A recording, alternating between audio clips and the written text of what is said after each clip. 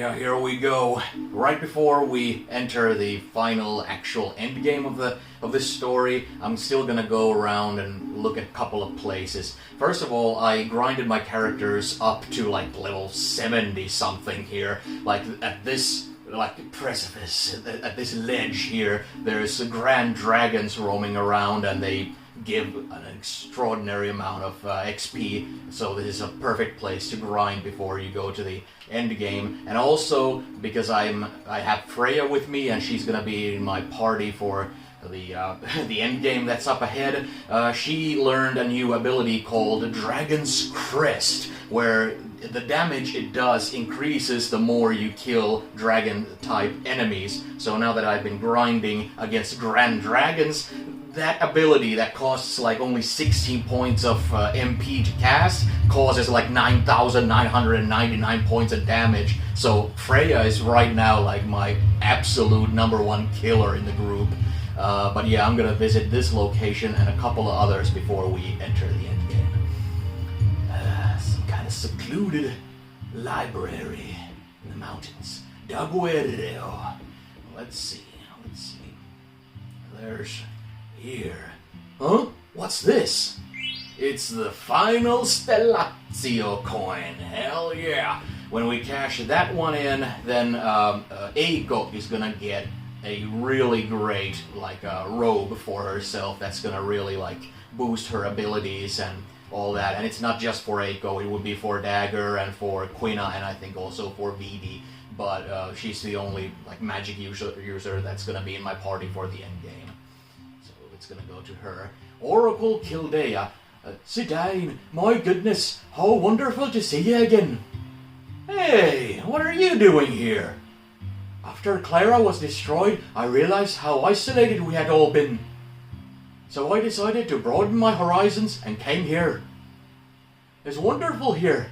I am constantly learning something new from these books. Someday, I hope to contribute to the restoration of Clara. Well, went from one isolated location to another, but I'm not judging. Adventurer. Daguerreo was built by some strange scientist. To get around this place, you'll have to use the lifts, which are powered by water pressure. Okay, these lifts right here. Okay.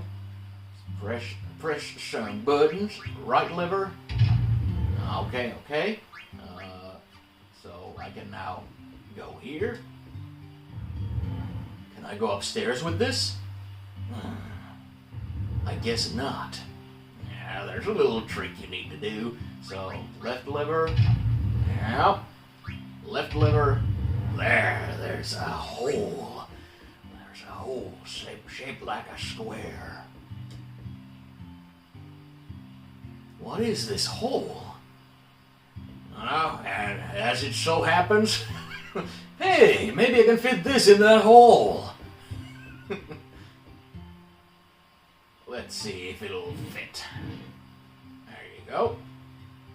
Perfect. Now back to turning buttons. The right one. The right one. Now, once I get a step on this, it'll take me all the way up. Yes. Weaponsmith.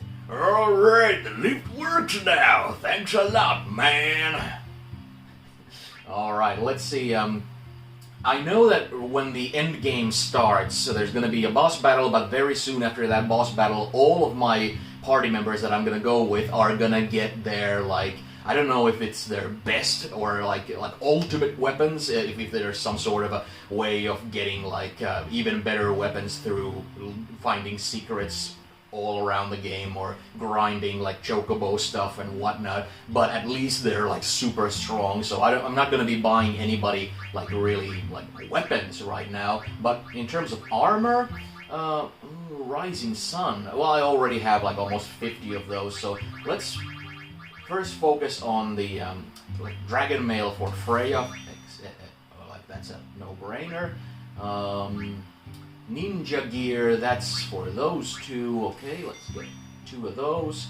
I'm not gonna get armor for Eiko because she's gonna get it's called like a Robe of Lords, and it's gonna give her great abilities that are gonna boost her powers. Kaiser Helm, okay, let's get that if that's better for Freya. Adamant Hat, it looks like it's better for just about everybody, so let's get 4 of those.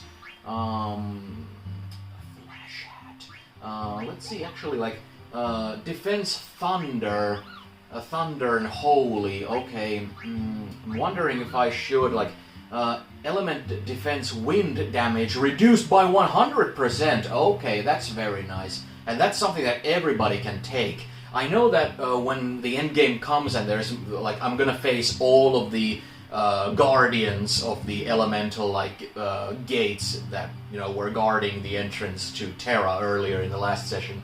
And they're all element based, so I know that if I'm gonna face someone who's gonna be using wind, it's great for me to have something to give everybody. What about Golden Hairpin? Water elemental attack, let's take 4 of those. Oh, I already had one. Wind damage reduced by 50%, well, the Coronet already did. Like, I wonder if there's anything that does it for fire damage. Oh, okay! Exclusively by Knights nulls fire damage, only for Steiner, so no thanks. Elemental defense, fire, ice, thunder damage reduced by 50%. Well, that's nice. I'll get one of those for Freya. Power wrist. Well, let's see. Original guard that raises strength when equipped. Well, I don't see why not for my 2 guys there. Dragon wrist. Elemental. This wasn't for Freya, so if this is for Freya, then I'm grabbing that. So, and I'm getting, well, raises strength. I don't know, Eiko doesn't want that, really. Elemental defense, shadow damage reduced by magic armlet. Well, I think I'm good right now. So let's go and equip everybody with that stuff that I just bought. Let's go and put the ninja stuff on him. There was the power wrist for him, and power belt was the whole, yeah, the tiara thing was the armor stuff. So okay, he's good. Green beret, was there the oh, okay, here. Wind damage 100%, thunder damage 100%, golden hairpin, raises water elemental, black hood, blah, blah, blah, blah. So let's just I can't recall what's gonna come first, wind or water. So let's just give him that. Okay, that's him done. Okay, then her. Ribbon, I'm gonna keep Ribbon because Ribbon is like absorbs water, wind, fire, ice, thunder, holy, damage reduced by 50%. Ribbon is really good in what's coming up ahead. And here it's gonna be the Robe of Lords that I'm gonna get. So let's see what would be the best. Shadow damage. Well, let's give her this golden hairpin. Let's give her this. And next one, Diamond Helm, Kaiser Helm. Diamond gloves, there was the dragon wrist, very nice. Rubber suit, dragon mail, black belt. Was there something very nice for you? Was this fire? Wind damage reduced by 50%. Scarf that raises strength. Ooh, well. Ooh, well. Let's.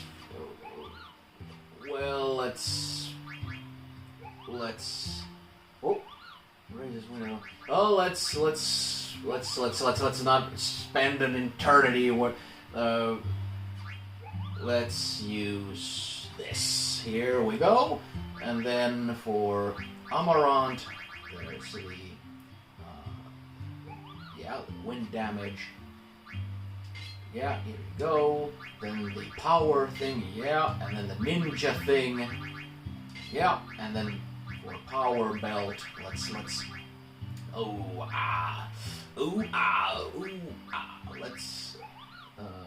scarf that raises strength, I suppose. We'll see if that's the right choice, but I feel like those were fine choices, and then after this we're still gonna go and get the robe for Eiko, and then we're gonna go at the end game, everybody's gonna get new fancy weapons. Schooler, I can't find the Eidolon and I. I've looked everywhere. Old man, You appear to be quite the traveler, I can tell. If you happen to find an item called the Magical Fingertip, can you please bring it to me? Consider it a dying man's last wish. I will give you something in return. well, this is all just, librarian. Grandpa Kukuro is really getting forgetful these days. This is the reading room. In addition to tables and chairs, we also have hammocks for people who fall asleep while they are reading. Would you like to stay here for 100 gil? Well, no thanks. Even though it seems real cozy and real like a nice kind of location. Sales clerk. No, that's not it. I said, I'm sorry. What can I do for you? Oh, okay. Let's see what they're selling. If there's, okay, nothing special. No, like ethers and stuff. Let's just see. Like I have 99 high potions, 77 Phoenix Downs. Just about everything else is like over 20, so I'm pretty happy with that. So that's fine. Hey there, Mr. Sales Clerk. No, that's not it. I said, I'm sorry. What? Oh no, it's she just kind of.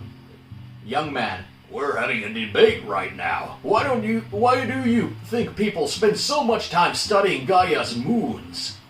Because it's in our nature to pursue the truth. They want to know more about the moons. That's all.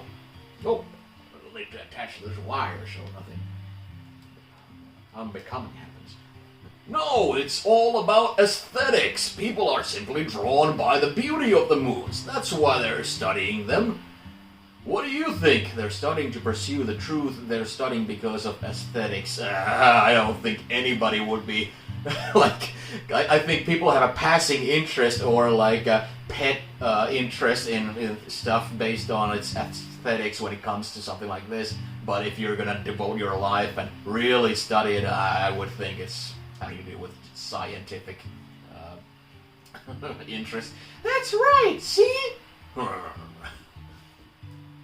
Engineer Zibald. Oh, that's a familiar face. I came here to research a new source of power. Some of the systems here are rather complicated. The source of all this water is a mystery as well. Maybe it really is the work of the dragon god. Oh, okay. I think that's kind of a leap, but we do live in a fantasy world. It's just that, we live on top of a mountain and there's waterfalls, Water turns into like snow in high altitudes and that melts down and water runs down mountainsides creating rivers and stuff and waterfalls and, if there's constant flow of water downstream here on high mountaintops, it's, no wonder there's easily available water pressure to be utilized. Schooler. Theories of the underground world often refer to the fact that Gaia has two moons. Some studies suggest that the orbital axis of the two moons are shifting. Yeah, he's not interested in aesthetics, I don't think. Synthesis expert. This is Daguerrero, where knowledge and water come together. What do you need? Yeah, I don't think I need anything really here. The only thing I would like is that for some reason, at some point, I did a little dummy thing and I sold off or used, in synthesis shops, the kind of the winged boots or feather boots or something, the item that teaches you auto float. And now Eiko is the only one who doesn't know auto float, and it's an item that's not readily available just everywhere, it would be nice for everybody to know Autoflow, because one of the elemental lords I will be like having a rematch with is the one who does the earthquake stuff. So you know. Can I help you, Koopa? Mognet. I haven't received any mail lately, Koopa. Well, that's the price you pay for this sort of what's the word? Well, living in this kind of isolation. Ah, the four-armed man. You came here hoping to find some treasures, huh? I can tell from your eyes. I'm a treasure hunter myself, and a famous one too.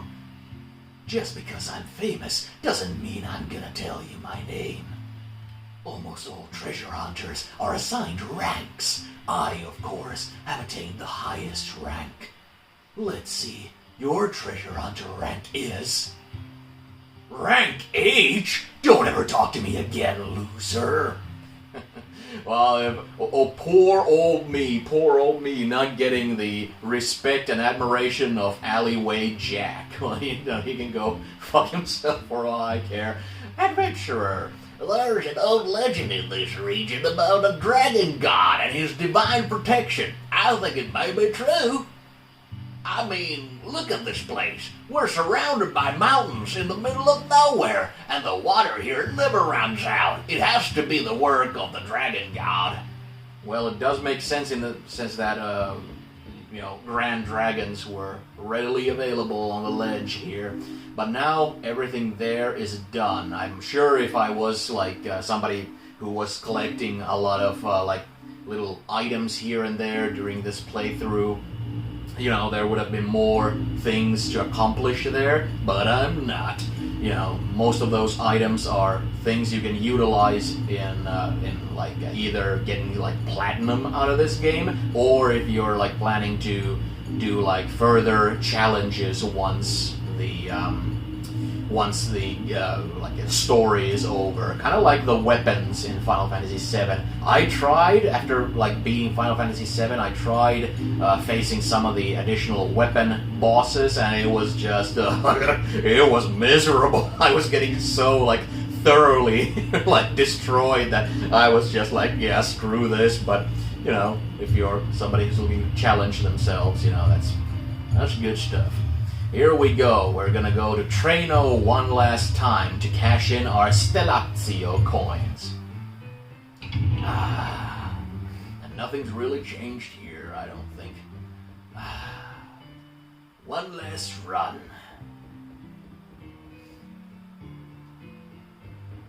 I'm gonna get money that's gonna be basically worthless at this point in the game. Well, not really, because in the end game there are moments where you can use money, but and also I'm gonna get a ring or something that's not as useful as some other items. Oh, you have a devices. Give it to me in return for a reward. Will you give me your Pisces? Oh, you are the most kind. Now give it to me. So yeah, here's this. Twice. Quack, quack, quack. Yeah, I got 20,000 buckaroos. And Aquarius. There you go, lady. Enjoy your collection. It's gonna be complete in just a sec. Well, it's not actually gonna be complete, but I can come back and actually complete it for her. Rosetta ring. It's a good item, but it's something that I don't think adds anything that I don't already get from other sources. So I'm not gonna be using the Rosetta ring. I think if I had multiple spellcasters in my party, then it would be good, because then somebody could have the Robe of Lords and somebody could have the Rosetta ring. But now, 30,000 bucks. Here you go.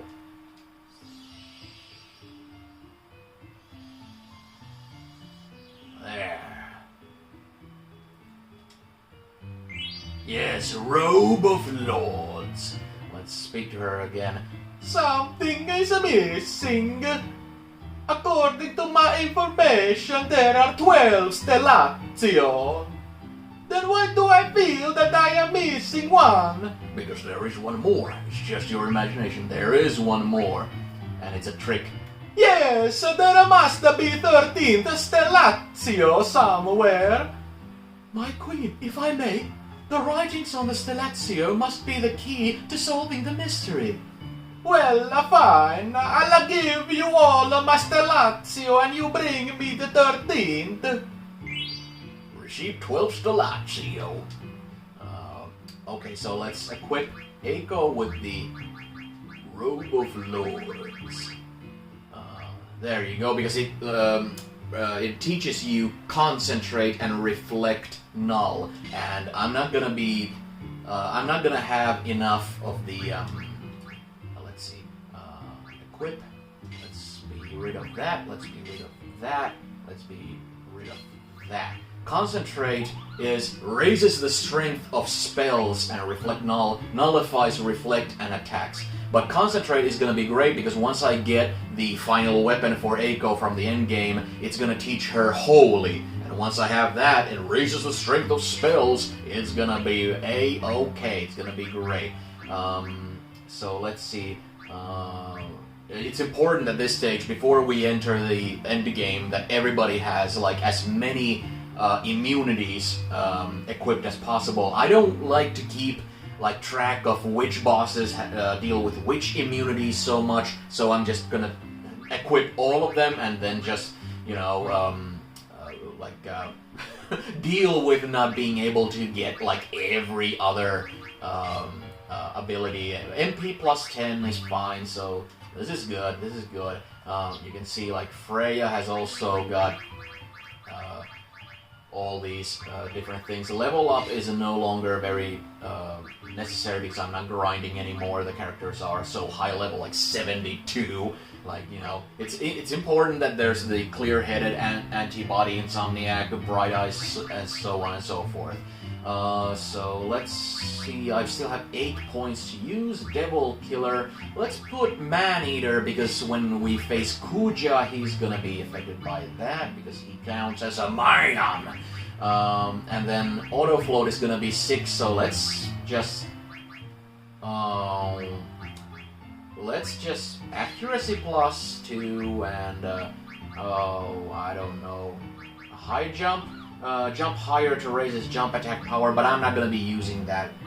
And accuracy is also kind of, you know, yeah, I'm going to save the 6 so that when time comes to use Auto Float, it's just going to be there.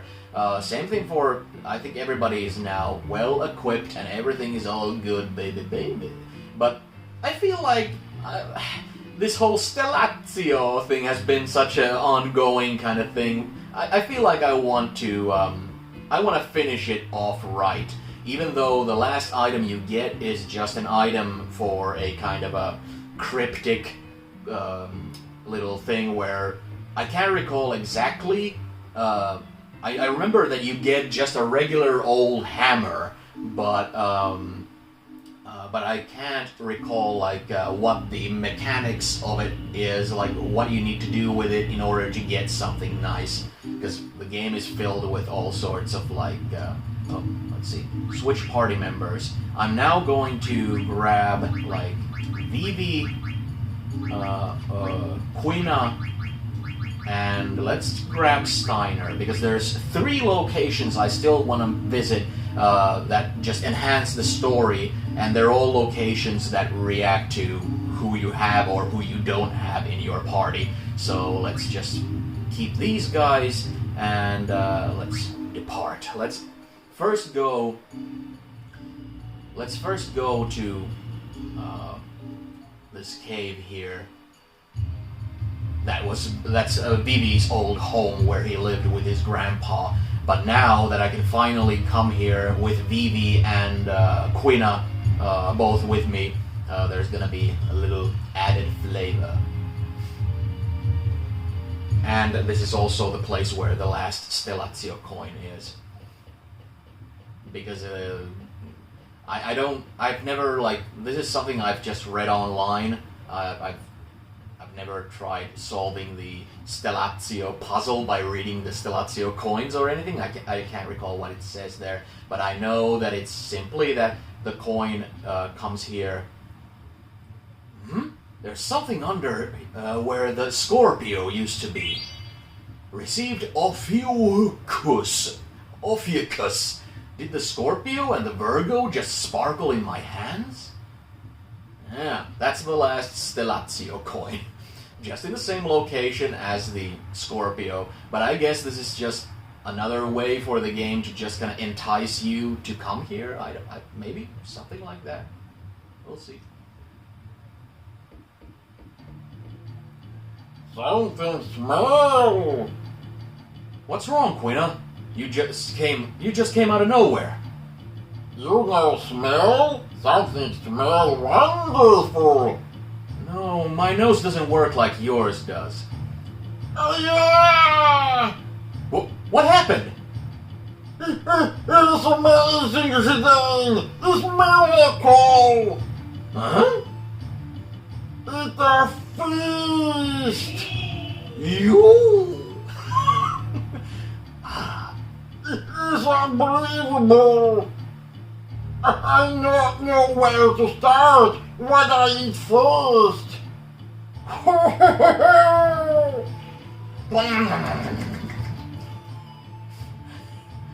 It's so good!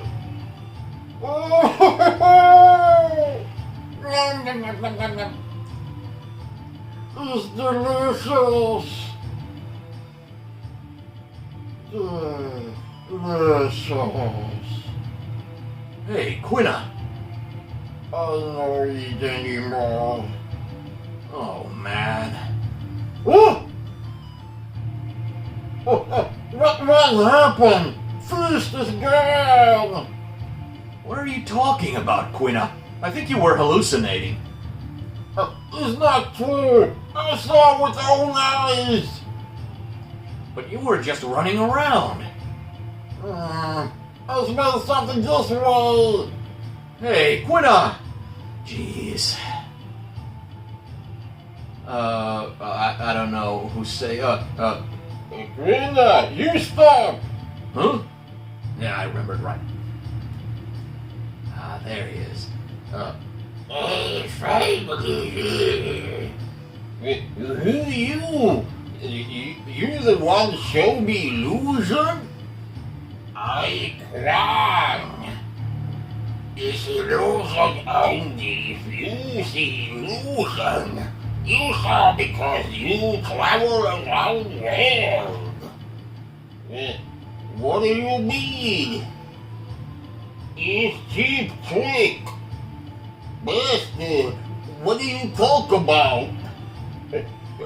He my former master. He ran away and escaped training. I don't run from training. It's you who make mistake. Well, treat everything not full way of gourmand. Your student already start to realize. Quina, what you saw, you used imagination. It's your imagination you used to eat. I don't know, but it tastes like real food. It's all good. You travel around the world and gain imagination. People who have imagination no taste people who have imagination no taste until they actually eat. Oh! You use imagination. It's possible to taste all food in the world. It no matter if it's stored in somebody else's dirt. It's possible to eat with your imagination. How did Master's master learn to do this? It's because... Grandpa! Oh, Vivi, you don't grow much at all. It's thanks to Vivi I learned about imagination. I teach Vivi, Who doesn't know anything about world outside? My imagination grows very big as I teach him. Grandpa. To eat same as to eat, same as to live. Vivi, you understand? To see not only thing, to think and talk just as important. Life ends when you die, but imagination share with others, live forever. My spirit almost gone is where my imagination ends. No! Are you going away again, Grandpa? No need be sad, Vivi. As long as you imagine, I by your side. Queen and Quail, good luck. Master! Hey, who are you guys all talking to? What? Queen, I start over from beginning. Master, Who were you talking to? you know Zidane? See what? I saw you guys talking into space. I see. You still have a long way to go, Zidane. Never mind, Zidane. I'll tell you about it some other time. Let's get going. There are still so many things to understand. Yeah. Good stuff. Oh. So there. Quina got a bit of enlightenment induced into her like a story arc, and also this whole Quail thing with a former master and all that, and also Vivi's grandpa thing, and all got like closure with that. And it's kind of like it feels like a mixture of the kind of Steven Spielberg Peter Pan movie Hook, where the like lost boys are eating some food that they're imagining and all that sort of stuff, and the whole point of like old Peter Pan having like a closed off mind of the adult world, kind of, and that's good stuff. But also it's a very good like real life lesson, when you work in the like in the culinary world, you of course understand that taste isn't everything with food. It's like you have like 5 senses, and they all contribute to your experience with food and stuff. And it's actually something that's kind of like a cultural thing too, that there in kind of the Western world there's so little like finger food really, and that's actually like something that's like, again, one sense that could be like harnessed more, but it's not really being harnessed all that much. Anyway, now I think I'm gonna go to Madain Sari. I think we're right close. Madain Sari, right there. So let's go there. Let's go there. It's still like, there's so much fog everywhere. It's like, even though I have the fastest ship available, it's still like, okay, there it is. There it is. Yeah, we're gonna meet somebody here. There we go. A familiar face. Let's go.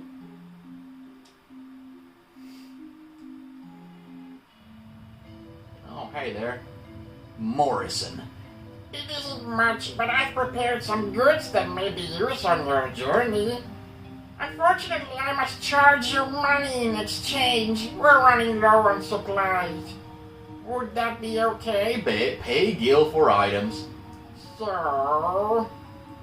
Okay. Oh, okay. It's like old weapons. Let's see if there's anything good, because sometimes these kind of like pop-up stores have stuff that you don't expect. No, it's all old stuff. I would have wanted to support you financially, wouldn't have to need all this stuff about items and...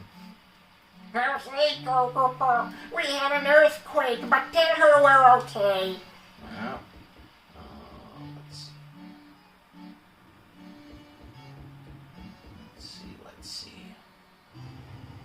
remember if I need to, like, activate something. Wanna sleep? It feels good, Cooper. Don't rest. Let's return to this if nothing happens, you know.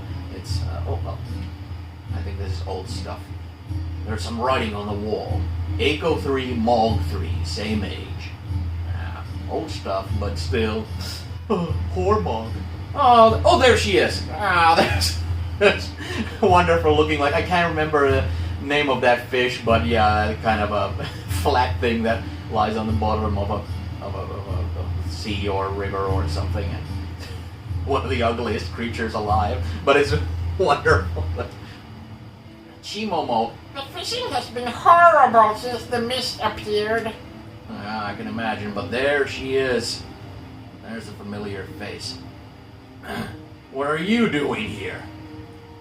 I tried getting back to the Mist Continent before Saru was blocked and the Alexandrian fleet was destroyed before my eyes. I became so weak after wandering around for days. Then the Mughals here rescued me. This when I realized I've been so selfish all my life. Well, too true. Hey there. Mocha. The old records are fading because of the mist, Cooper. Maybe it's because of the seawater. Nothing special here.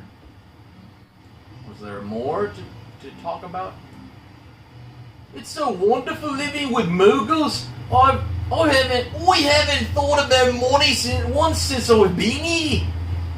I'm glad I lost our last fight. Okay, she's saying the same thing. Was there, like, do I go out and... I feel like there was more dialogue and we can get more out of her. No, she's saying the same thing. Was it that she reappears when I leave or something? Because I do remember that there was more to talk about with her. Or was this the point where I needed to sleep? Let's try it out. Let's sleep when the Mughal recommends it. Yes, let's rest.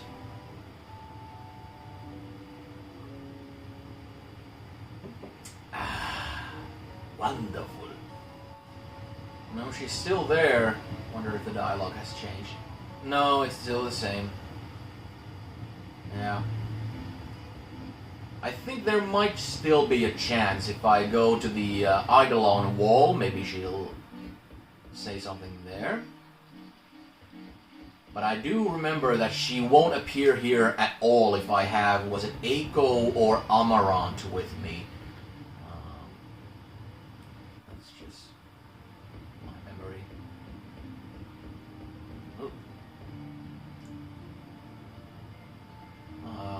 We repeated the mistake our ancestors made 500 years ago. We failed an attempted summon at the foot of the Iva tree. The area surrounding the tree was unaffected, but we sealed the area as they would have done 500 years ago. When the arrogant one summoned a power that could not be controlled, holy judgment was passed. The jewel of this village must serve as a reminder of the day we had to leave our country. Well, that was pretty much it. I know that there's a way of finding new, like, secrets there as well, like finding new pieces of information and some such, for Dagger especially. I'll one more time. I'll try this one more time because I do feel I'm missing something. There she is in the same spot. Yeah. Okay, well, I'll just leave it at that. That's fine. It's like Lonnie was not forgotten and she had a change of heart. She's no longer just a heartless, merciless bounty hunter, willing to kill a princess to get like a her necklace and stuff. She's learned the value of friendship and she's let go of her obsession with money. And the last place I want to visit is the Black Mage Village. It's here, Fossil Rule, Black Mage Village are there. Okay.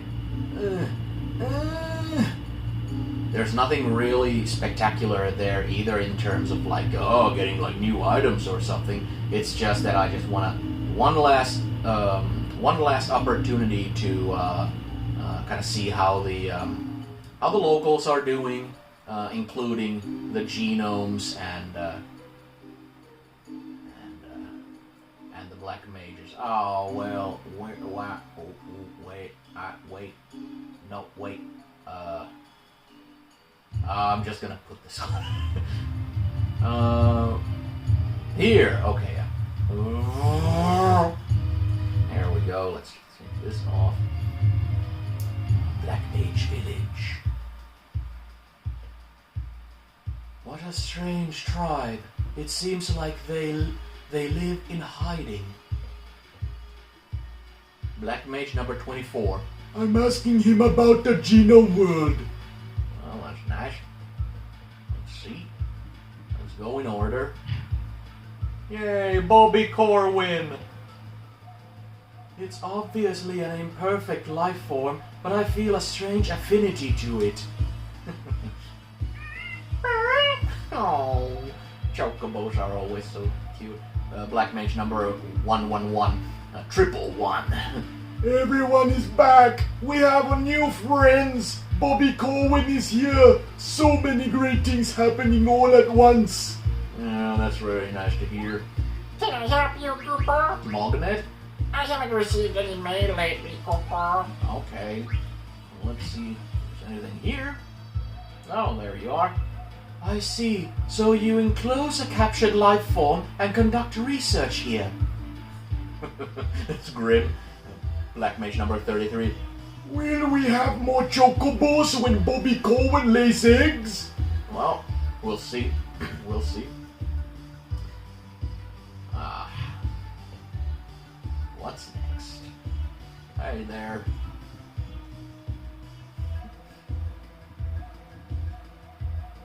Water flowing, time flowing. Things don't stay the same. I don't understand.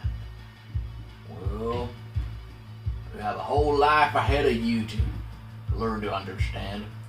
Black Mage number 234. Will you be staying? Yes, Please make yourself at home. that's nice. Just for like the sake of like just Have a good day. Black Mage number 123. I think the language of music is universal. Don't you agree? Oh, I sure do. Why do the people of Gaia pay special attention to communication through sound? Oh, goddammit. I guess the people of Gaia decide when to rest based on the presence of light. There's always light in Terra. The same method wouldn't apply there. Well, that's the thing when we were in Terra that they were kind of confused about. They did have like beds and stuff, so they do still get fatigued and all that. But yeah, they were kind of confused when I was asking about an inn and rest and all that. Let's go inside first. Hey there. I am supposed to be assisting in the operation of this shop. What do I do? Black Mage number 163. Welcome. Can I help you? Let's see if they're selling anything I would like. Not really, no. I'm fine. Hey there. Black Mage number 44. He needs a name that he's one. He needs a name now that he's one of us. How about number 777? Is number 666 already taken? Like, Black Mage number 189. I'll give him a name. How about number 333? You guys are like the epitome of imagination. These people are trying to call me a funny name. Alright, hey there. Black Mage number 192. Welcome to the Black Cat Synthesis Shop. Well, nice to see that they also have like a pet cat here. Yeah, this is all pretty much familiar stuff. Yeah. Running shoes.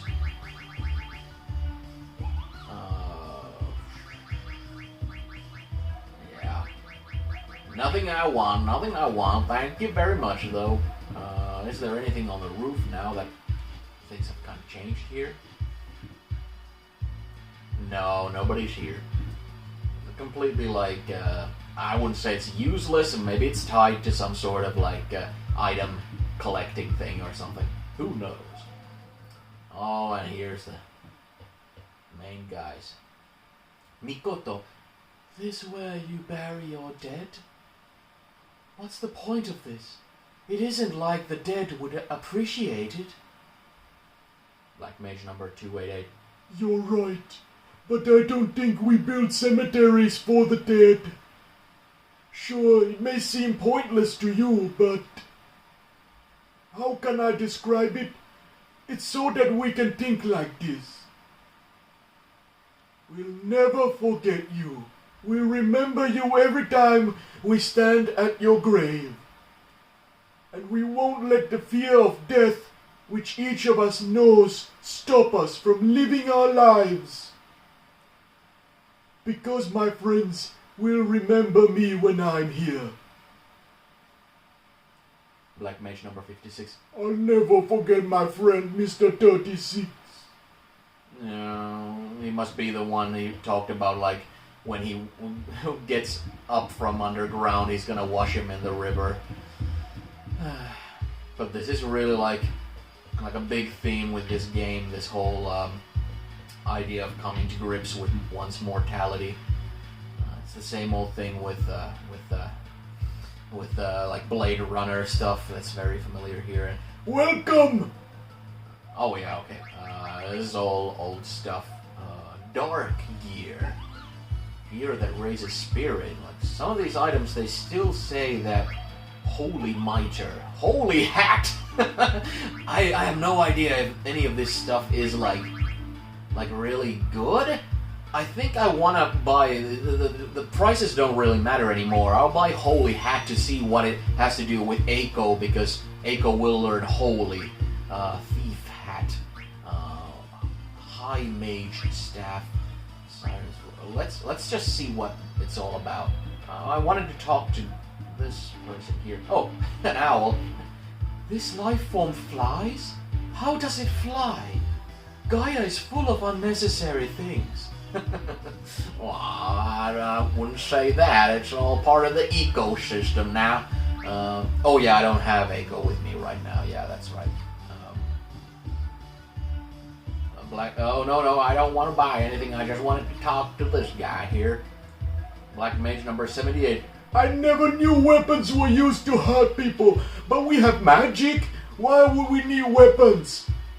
Do you think weapons will disappear when everyone is happy? Does that mean we wouldn't need magic either? Well, there's more different kinds of magic. It's not all just offense. But you could say that about maybe weapons as well, because, you know, many weapons are just repurposed tools, you know, and all that stuff. You know, there's a whole can of worms you could have a discussion about, you know. But yeah, I really love the kind of big life lesson this game has about, like, mortality, with the black mages, you know, doing horrible things and being willing to go to extreme lengths in order to, like, you know, not have to deal with their mortality. Oh, come on now. And Kuja being a prime example of someone who goes to the absolute extreme of this sorrow of like there not being, you know, an eternal life. It's something I've mentioned before in like other videos, but this kind of like if you're brought up with like the sort of like if you have a like let's say a religious upbringing where you're expecting that there's gonna be like an eternity once you die and your soul lives forever and all that stuff. I'm not religious myself at all, but you know it might be like a really like rude awakening when somebody kind of gets to the point of figuring out that there's that's all kind of just well I don't know I don't want to take this I don't want to go there I just it's way too big of a conversation to have really here, but yeah it's heavy duty stuff once mortality and all this Hornet, let's see the magic hat. What is that about? Holy Mitre. Holy Hat. I don't know what it's gonna do, and this in turn does the whole wind damage thing. So I'm gonna keep that. Oh wait, what? Ribbon already like absorbs water and wind, so I don't really need this because of that. So I don't know. Thunder. Well, let's give her a holy hat. It's gonna be very, fitting with what's gonna be happening. So, here we go. We have everyone with us, and we're ready to rock and roll. Here it is. The end game is in front of us, staring us in the face. Let's go and save the world. Yeah! Oh, flew right past it. I thought it was gonna be just like immediate, but yeah, here we go.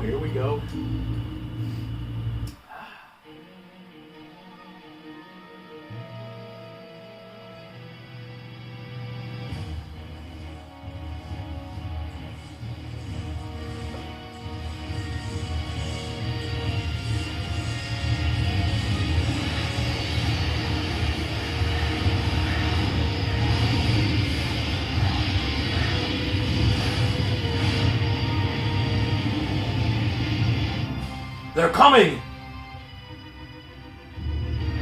Huh?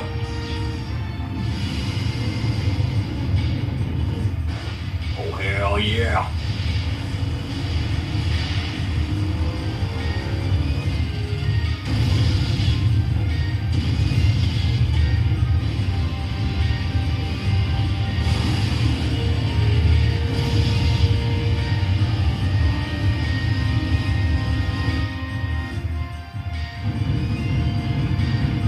All ships clear a path for the Invincible, son!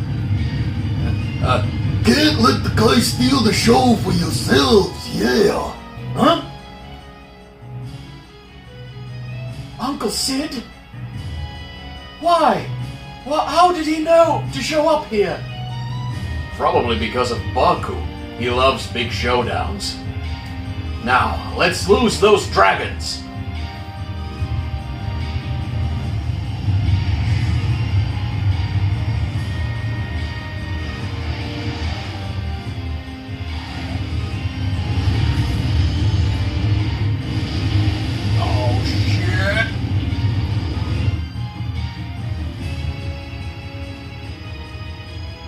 General Beatrix, our ship is going to burst! Do not fret. Your captain is about to enter Valhalla! You are a Pluto Knight, now act like one! We all know you came along because you were worried sick about Captain Steiner.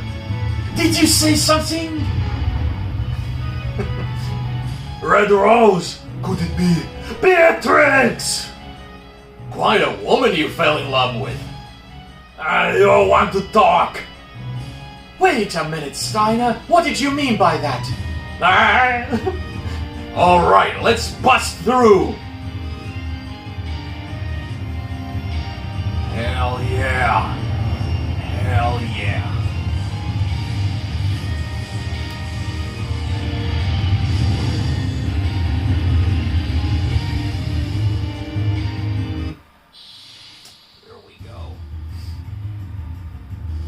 I can't remember much about this enemy, this boss, but it's gonna be tough, I'm sure. It's kind of neat. Okay. Let's attack. Next guy. Come on now. Okay, here. Dragon's Crest. So that's gonna do a whole lot of damage. Oh, miss? Getting ready to heal everybody. Dragon's Crest. Hey. There you go. 9,999. That's wonderful. Let's use Kiraga on everybody. Just as a precaution. Oh, we healed Eiko. Very nice. Let's do Dragon's Crest again. We'll see how useful this is in the long run. Having characters who basically, I have multiple characters whose main job is just to do tons of damage. Dragon's Crest. And 9,999 is just about as much as you could ever hope for. I'm mainly going to keep Eiko right now in at the ready, ready to use healing magic when the need arises. The tidal wave wasn't shockwave. What's gonna happen with this?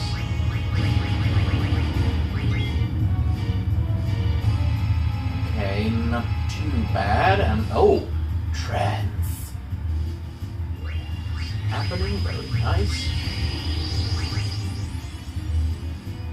I don't think it's gonna affect the Dragon's Crest attack, because how could you go any higher unless it allows me to do it twice or something? But yeah, it's like, oof. It's like we're only 16 points of MP, and she has already right now 244. Like absolute monster, absolute killer. Here we go. Tidal wave again. Eiko would be the only one I would be worried about, because her HP is a lot lower than everybody else's, but at the same time, she's also, getting healed from this. Zidane is kind of hurting right now, but I think Eiko's, Kiraga is coming, so it'll be fine, It's just that Eiko doesn't have a huge pool of MP either. It runs out pretty quick. Oh, is it time? Is it time?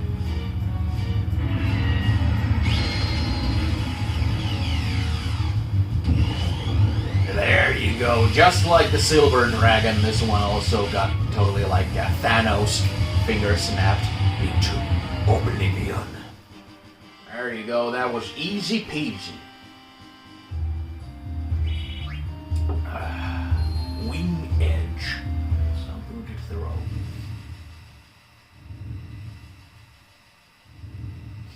Are you sure this will work, Quina? It's no problem. I've all been thrown outside before. I guess this is the only exit anyway. We find some magic field outside when we come back. I warp in when I step into magic field outside. Alright. I guess it's no use worrying. There we go. Quina is competent. You can trust her. Word is. Ah, yes. What is this place? Huh?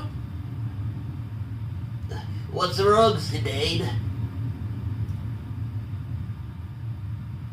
Did someone just call my name? No? That's weird. Maybe you're just hearing things. I don't think so. Huh? You hear that? I hear nothing. Zidane, can you hear me? Garland? I am speaking only to you. Garland, what is this place? Memoria. a place of memories. Memories? Yes, your memories brought forth this place. Here you shall witness the entire truth. You have no choice. Now, go. What are you talking about? Damn. Thedane, what's going on? You all heard me talking, right? Looks like I was the only one who heard him. I was just talking to Garland. He told me that our memories create this place. I don't know what the hell he's talking about. I guess we'll just have to move forward. Yeah, and I have my crew. Alright.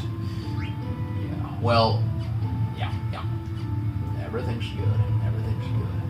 I wonder if, no. Everything's good. Let's just keep going. Yeah, this is very wonderful visually. It's kind of a trippy place. Very befitting for an end game. Stuff like this, but I need to be also very careful. There's gonna be a lot of items that are hidden in corners and such. These are safe spots here, but I think there ought to be something close by here. There! Oh, Kane's lands. So that's definitely Freya's best weapon. Kane's lands. Cherry Blossom. Very nice. But yeah, attack raised from 62 to 71. That's crazy. But, she's not going to be using this all that much because of the Dragon's Crest. But, I'll take it. But yeah, let's see. What do these bubbles say? Choose option. Save tent. Select party members. Okay. No need to handle any of that now. But yeah, Freya got her final weapon. We're in some sort of a... kind of reminds me of a clock tower. Time flows. Water flows. All that. Let's kind of wander about. Oh, I completely forgot I had the no encounters on, and I think this is the sort of place where you might want to keep that on just for flavor's sake, because this is the final location. Even though you would want to preserve as many of your resources as possible, it's still, I feel it's befitting to face this place, on its terms, like only less than 700 points of damage there. It's a neat looking kind of a lesser chimera type of thing. Venom breath. I think everybody has the immunity on. Yeah, yes. Yeah, just put Eiko on defense just to save her MP while I get kind of a reading of how tough this guy is gonna be. How do you like that Dragon's Crest? Oh, didn't die from that. Okay. Didn't die from that either. Okay. Multiple tens of thousands of points of damage. Cold breath. I think everybody has the body temperature on. Yes. This is pretty much. Yeah, there you go. Okay, so maybe it has something like 20,000 points of hit point. But yeah, this is the theme of the place, just keep those immunities on and you'll do just fine.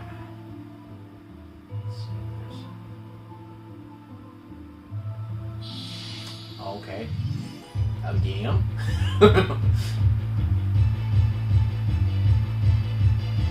Oh, okay. That's a thick sword. That's a thick ass sword.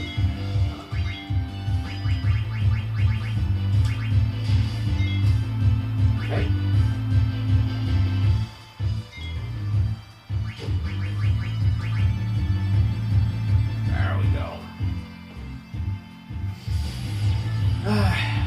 But yeah, I feel like the reason a lot of these things keep coming up in these games that I'm playing, you know, in Metal Gear Solid, in Resident Evil, in different Final Fantasy games all throughout different eras and stuff, these kinds of ideas of like dealing with one's mortality, coming to terms with having like a finite amount of time on Earth, and you know, all these different things, you know, depression and this kind of like these kinds of you know, coming to terms with all these different things, and all these, of course, the duality storylines with just about everything having to do with being someone's kin, you know, like your brother or your father or something like that. You know, it's very, very meaningful in a lot of these stories that you have like this familial relationship with someone who's very different from you, or who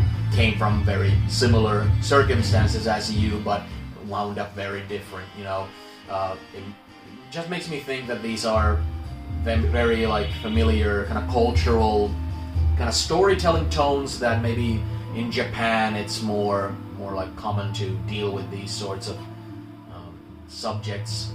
Let's see if there's any exclamation points anywhere to be found. Oh, there. The tower.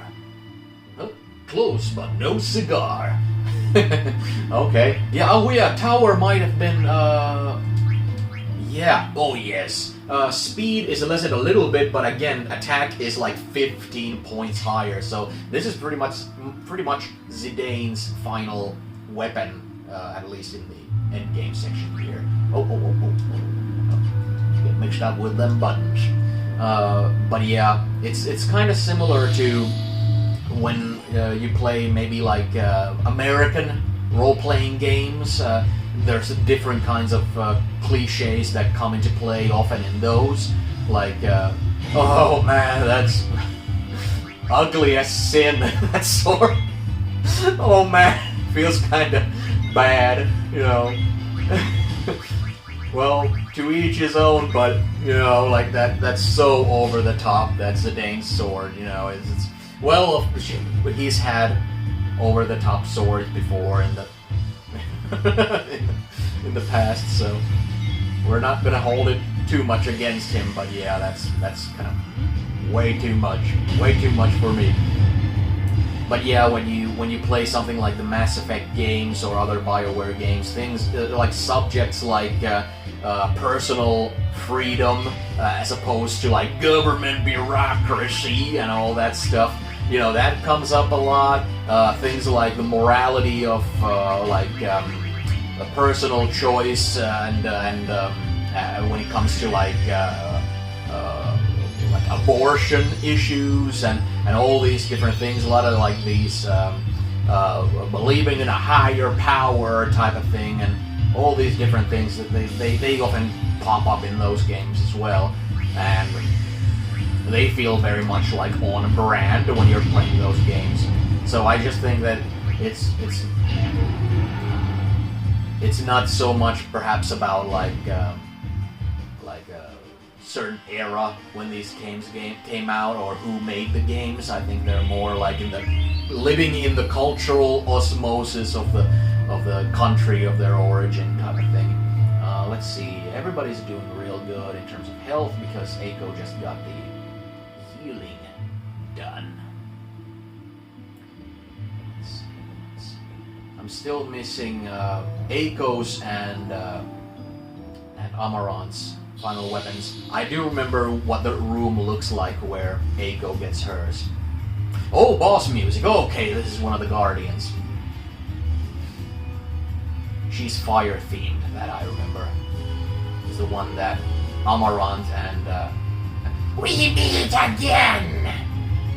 I am one of the Chaos Guardians. Kneel before my power! How about no? I'm gonna keep Eiko at the ready. Mustard bomb. Oh, that's a lot of boobies.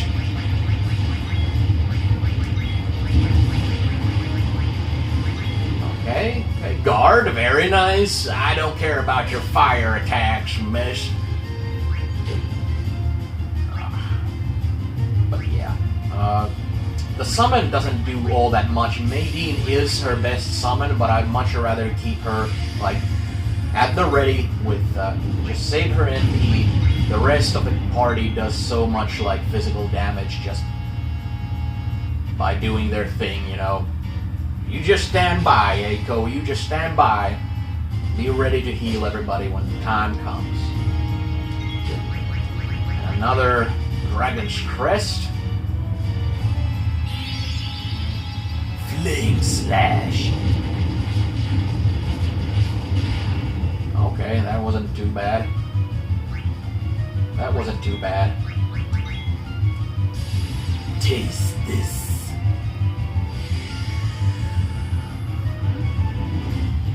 Oh, now I actually saw it for the first time what that, like, was, that thing that comes from the ground. It's like a dragon's snout with fangs.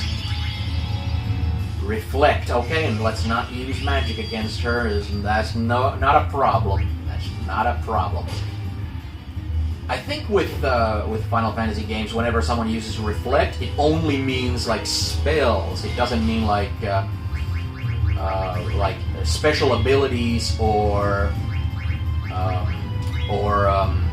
summons or anything like that. It just means black magic or like fire, lightning, so on and so forth.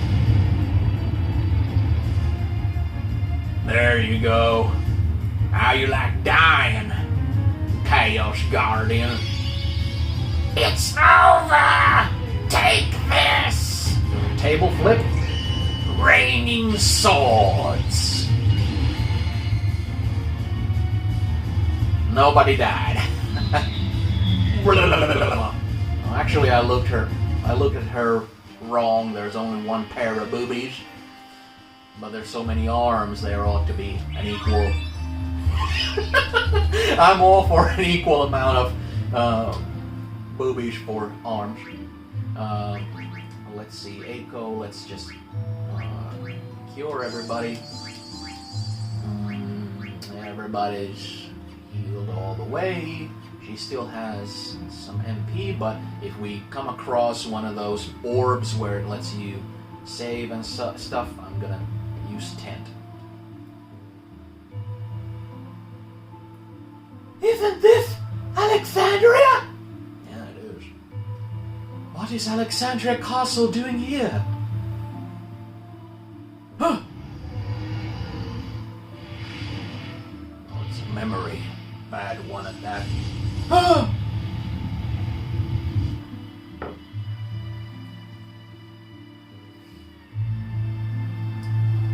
What? What you talk about? I not see anything.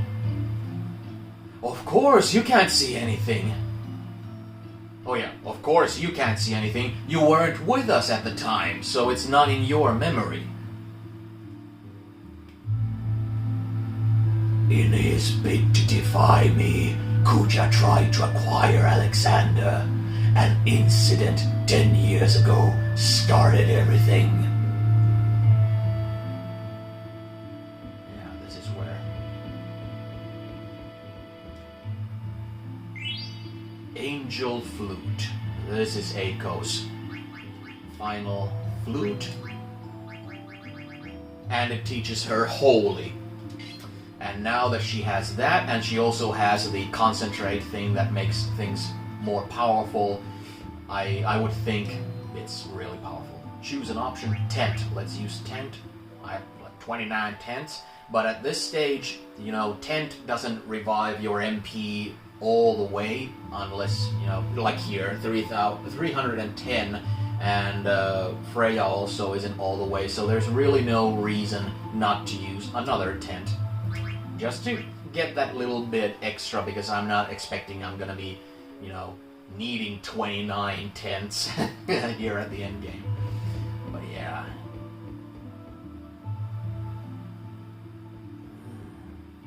Amaran still needs his. No. A storm.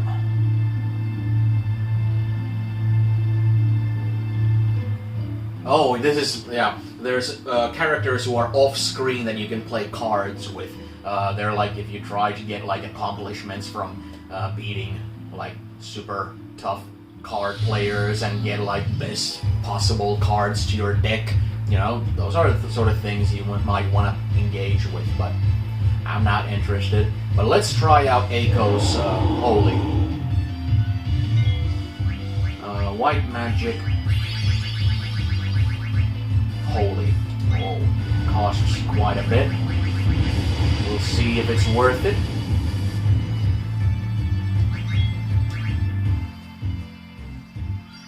Holy.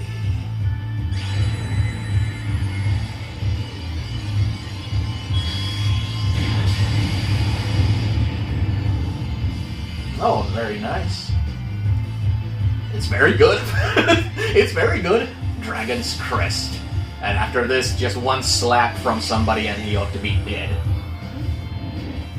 But you have to also remember that Aiko is my one and only healer, so I can't like overextend her when it comes to dealing damage, because I already have so many characters that deal incredible damage that even though that's great, it's like I'm gonna use it if there's no point in using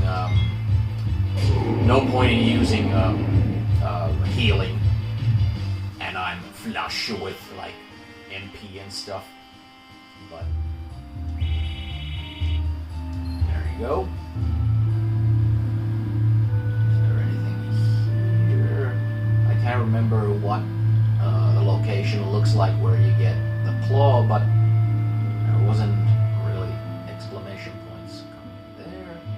Huh? Oh. Hey, what are you doing? You shouldn't go anywhere. There's a storm. Watch out! You're gonna get washed away! Dagger, I just saw a little girl in a ship and... Huh? I guess it was my imagination. Yeah, it had to be. What I just saw definitely isn't one of my memories. What's going on? That was my memory. Why was Zidane able to see it? Zidane? Yeah, what's up? You didn't imagine anything. Wait, you saw it too? That means that little girl was you. But why was I able to see something from your memory? I don't know. Hey, Garland, what's going on? Garland, can you hear me? Oh. I feared Gaia's Eidolons more than anything. However, I decided to deal with them before they became a major problem.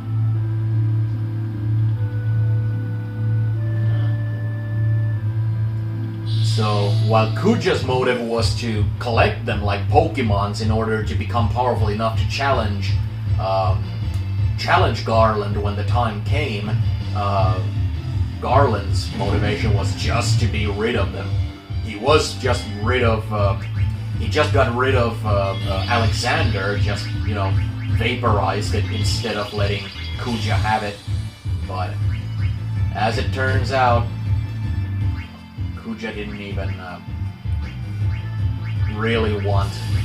really need any greater Eidolons at that point when he figured out the whole trans thing. There you go, you fat bastard. Well, you're not really a fat bastard, you're a bulky bastard. Well, round shapes are round shapes. My book. Kuranga. Only really needed for herself. This was kind of a waste. A lot of precious MP. But don't matter.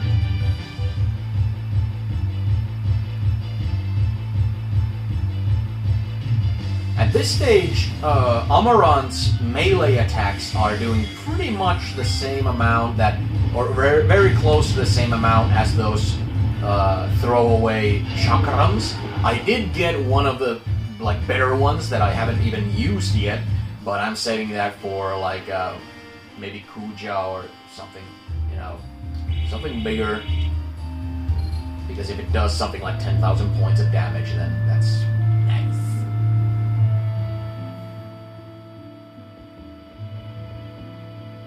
What is that thing? That eye! It's the same eye I saw on the night of the storm at sea. Zidane, can you hear me? Zidane, what you just saw was from your memory and not Garnet's. What? I don't remember ever being in a storm at sea. You still don't understand. You will find out soon enough. What do you mean? Can other people's memories become a part of my own? Garland! Once you accept everything, the answer will appear before you.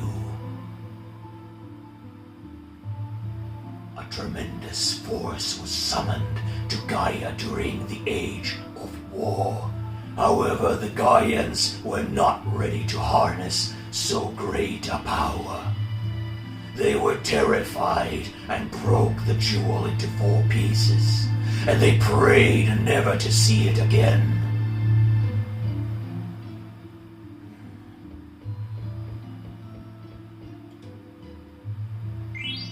Rune Claws, this is it. Whoops. And I do remember that once you enter revive. Oh, very nice. Attack from 70 to 83. Very nice. But yeah, I remember that when you enter that eye, it's going to take you to the next Elemental Guardian, and it's going to be the one with the Earthquake stuff. So I'm now going to equip the Auto Float for everybody that I can. Sorry, Eiko.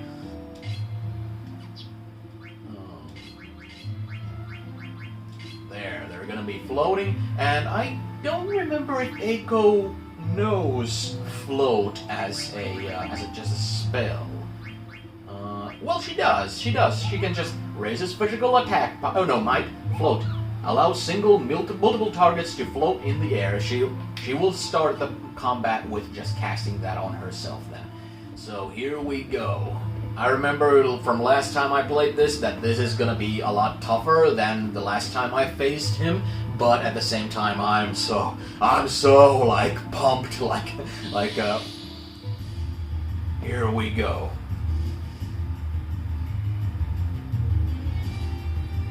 Oh, I remembered completely wrong. So you have defeated Malais for Tiamat. There's Well, I don't think it's gonna be a problem that everybody has the float thing. Oh no, actually it is! I might have made a horrible mistake. This boss wants to float you, so it's gonna be... Oh man, I completely misremembered. If it wants to float me, this must be the guy that, like, sneezes you out of combat. That's bad. That's bad. Let's see how we'll... fair? Snort, yeah. There goes Zidane. Let's see, we'll just fight it until we can fight it no more, and then it's just gonna be, I'm gonna continue, I'm gonna press continue, and we'll just re-equip everybody and take the auto float off of them. Nice. Nice. Counter. Snort. Okay, so it counters with the snort. So, does that mean that if you're floating, the last thing you want to do is deal, like, physical damage to it? Might be. There you go. It's too bad that dialogue sometimes goes so fast by that. He was saying something like just basic trash talking. Jetfire. We don't care. was just doing basic trash talking, but I think he named himself. Was it Tiamat?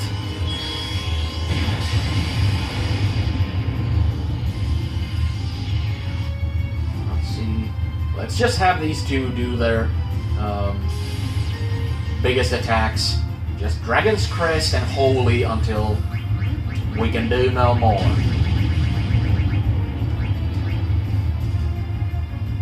We'll see if we can actually take this guy down by ourselves.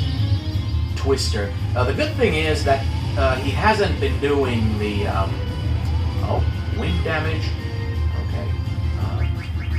He hasn't been doing the snort thing, so I think it's correct that if you're floating and you do a physical attack, he snorts as a counter, and so that's the last thing we want. Thankfully, almost all of my physical characters also have like other abilities. Zidane, not that much, but still. So basically, this might mean that he's not going to snort either one of these guys away, so we might just wind up beating... There you go!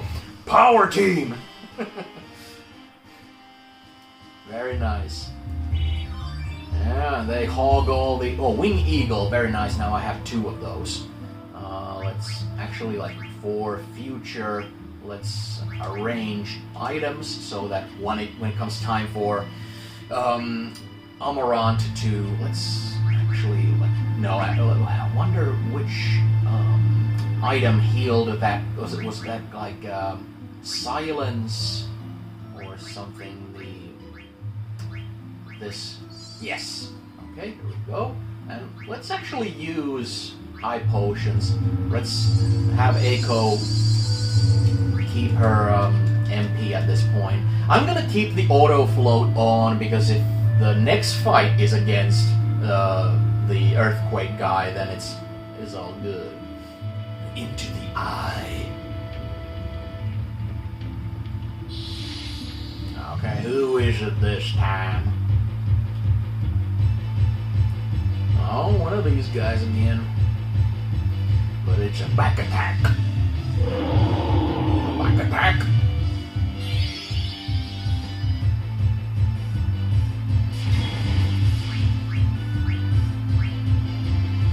Oh, just... let's save her MP here. Yeah.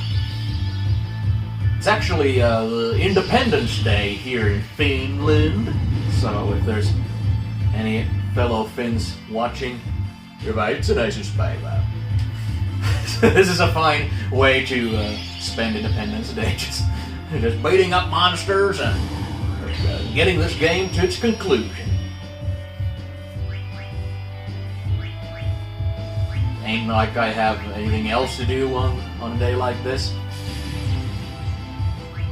It's one of those kind of things I sometimes lament, that there's so little like traditions in like my family or friend group or anything like that having to do with any sort of like holidays or whatnot. But then again, it's also nice that there's no expectations of like if you're feeling like really like tired and stuff, that you have to go here and you have to travel to the other side of the country to meet some relative and eat like some sort of food you don't like. Sometimes the whole tradition side is just a bummer, but sometimes it goes way too much to the other extreme, and I just kind of feel sometimes it would be nice to have more. But you can always have like your own stuff. It doesn't have to be tied to actual holidays or anything. It's just something that when actual holidays are about, it just pops into your mind. That's all. There you go. Everybody's all healed up. Everybody has their like final weapons now, so I don't need to like rummage around and look for items. It is very much like, reminds me of Limbloom and places like that have been. Oh, there's another one of those hidden guys you can play cards with. I don't care. I don't care.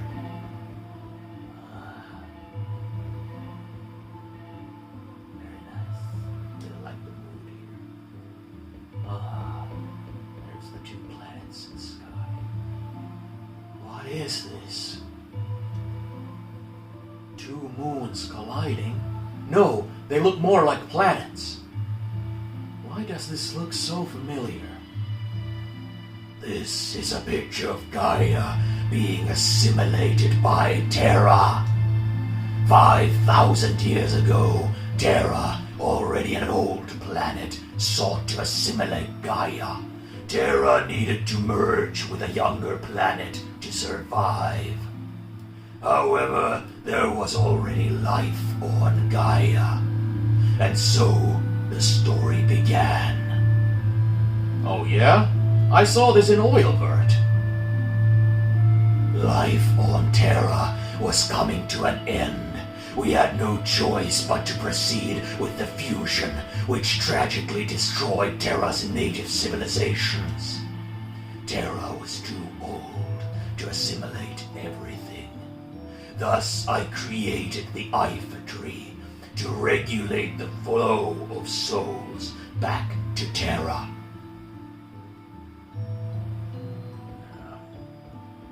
Very much reminds me of how in Man of Steel, especially, the Superman story was taken to the kind of extreme where General Zod was looking to commit absolute genocide and cleanse Earth of humanity so that he could recreate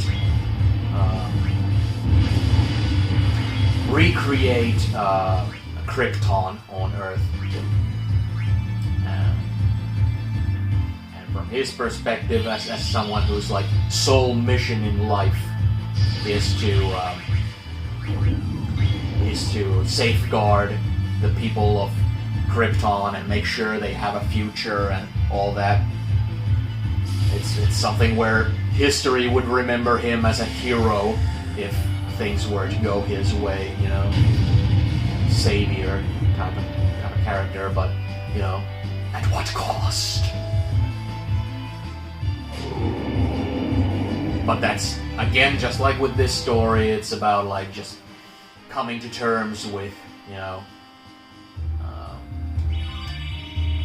lives come and go, civilizations come and go, cultures come and go. Just to imagine how many languages and no, I can never remember these things. Okay, vaccine. Okay, he had the virus. Okay, just have to come to terms with these sort of things. Okay, good. Here's one of these guys. Tent. Let's spend 2 tents. I think we're gonna go to the Water Temple's boss next, and I don't think we need the auto float there. So it's all about body temperature and water defenses with that guy. But we've been, Freya and Eiko already on their own just beat the dog shit out of the Dragon Guardian guy, so I'm pretty much, let's just go, let's just do it to it.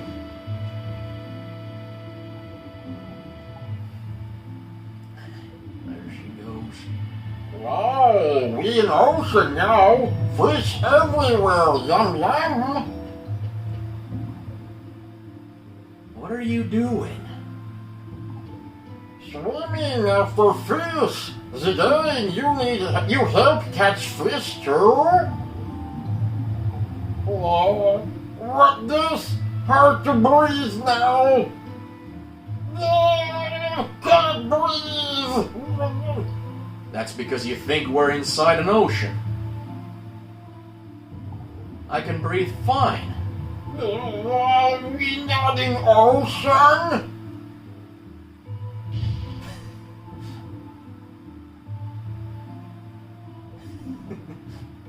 You wait. I breathe okay now.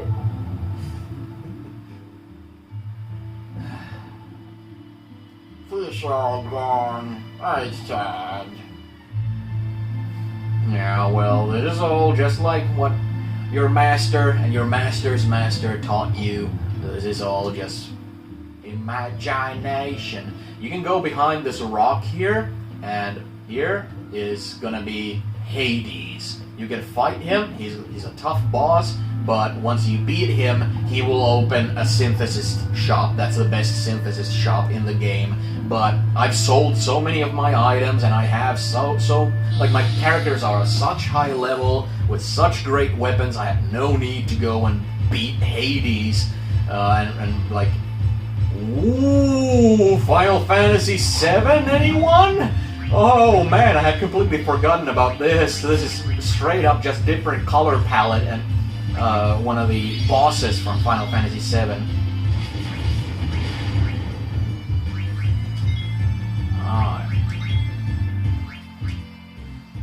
There you go, Dragon's Crest. Yeah, I remember you. That was like, he was close to the whole Mako reactor where Sephiroth lost his shit.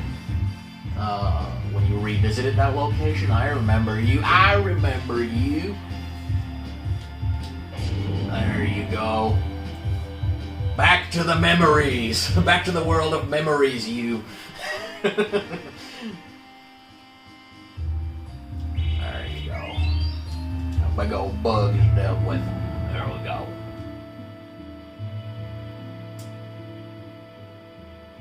So, Gaia used to be just one big ocean. How do you know? I don't know. For some reason, it's in my memory. I wasn't even born at the time. Doesn't make any sense. And I was born on Terra, not Gaia. So how can it be in my memory? It's in my memory too. Gaia used to be covered with water.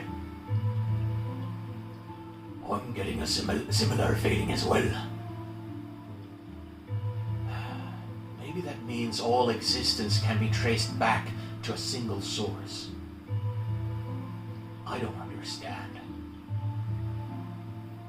Yeah, we're in a world of memories, so it's not perhaps just your like individual memories, but memories as this kind of like a fifth element of the world kind of thing. It's a very nice looking place. Oh, a boss battle. So this must be the water guy. Yeah. Different looking. I am the Water Chaos Kraken. Your presence is forbidden. Alright. He wasn't part of the Chaos Guardians when we fought them earlier, but neither was the, if his name indeed was Tiamat. Just give him what's worth. Just beat the dog shit out of him. I like his appearance. Those tendrils, they really remind me of Deep Rising. If anybody's seen that movie, it's one of my old like video rental classics. Like I used to rent that multiple times at the local video rental store.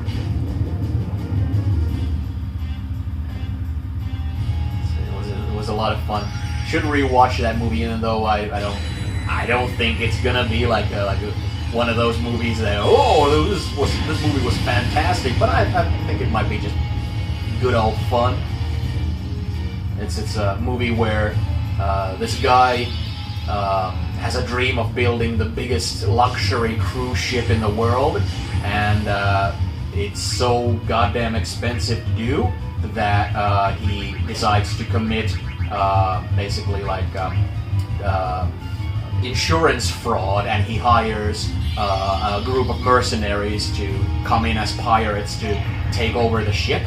And he takes down all the ship's defenses and radars and sonar and whatnot, while the pirates, the mercenaries, are coming in. But as it so happens, while after he has taken all that down, a sea monster attacks and takes over the ship. And once the pirates come in, they're greeted to basically like a haunted house of horrors where the sea monsters, like tendrils that look like that, are just slithering around and snatching people and eating them. Well, actually, a line from the movie, they don't eat you, they drink you.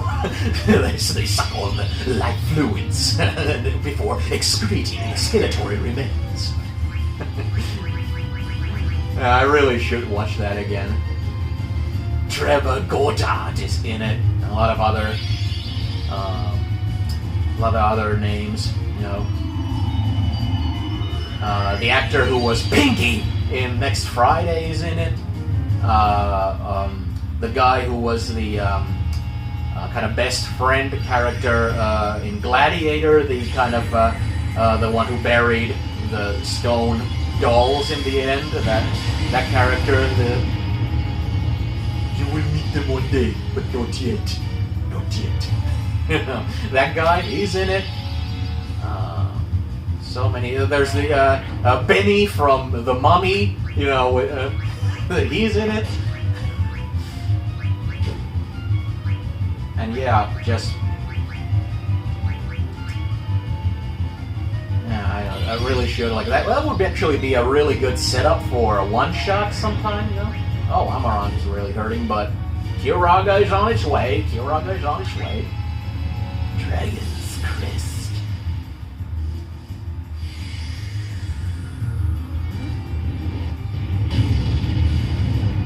We used to have this kind of tradition with my friends back in the day when video rental stores were still a thing, that we would rent 2 movies each time we visited there. One movie that looks like it's actually like a good, serious-minded movie, and another movie that looks like it's terrible but great fun when you have some beer in your belly. And we did that a few times, and I kind of missed that. That's one of those kind of video rental kind of traditions and stories and kind of memories that I treasure. Another clock. What's here? Oh, okay. Well, let's use another 26 tents. Let's use 2 tents to make sure that everybody's MP is at the maximum. Let's see. It looks like it is right now, so no need to use more tents. Here we go. What's 2 different routes? I think there might be something like a card player again. Oh, that memory refuses to die.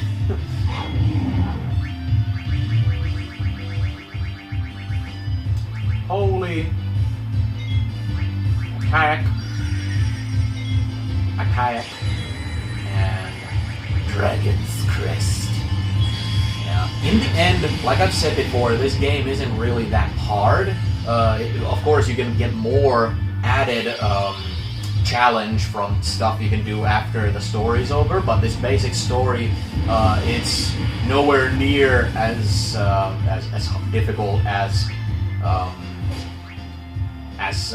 Final Fantasy IV was, for example, and it's nowhere near as I would think that maybe Final Fantasy VI wasn't hard either, but you had to grind a lot more because you had to bring every character to the end game. So you couldn't just pick your guys, you had to grind everybody up.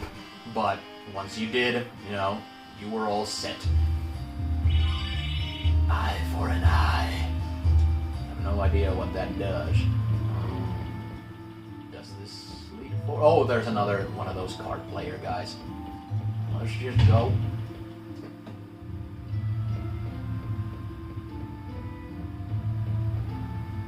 Jeez, that's one big fireball. Could it be a moon? This is the birth of Gaia. That's Gaia? Over 5,000 years ago. What's above that ladder? See for yourself. Terra reached the peak of its prosperity at this time. The people believed that their future was secure. Ultimately, that very hubris led to Terra's demise. Thus, I was created to deal with our plights.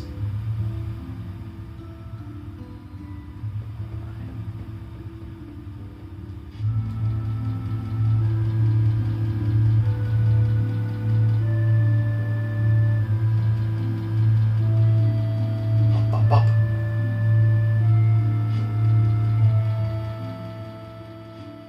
Okay, multiple doors.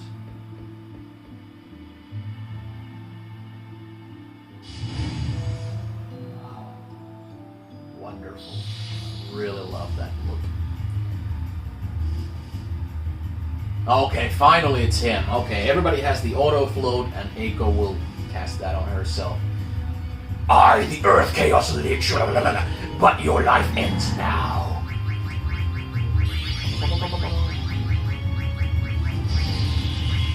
There.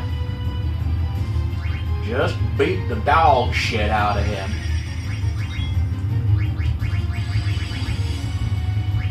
There. Now everybody's floating. Nobody's gonna feel them tremors. Yeah, I already know, sadly, that when kind of the end comes in this game, there's gonna be another one of those theater cutscenes where the dialogue is just gonna go way, way too fast for me. It's a bummer, but that's just the reality of it. And you'll just have to bear with me. There's no way I can keep up with it, just like with the beginning of the game, I couldn't keep up with it. But just remember the sort of stories this game has kind of like set the stage for, you know? Oh, death. What is it do anymore? Alright, the counter is on. We'll see how long you last.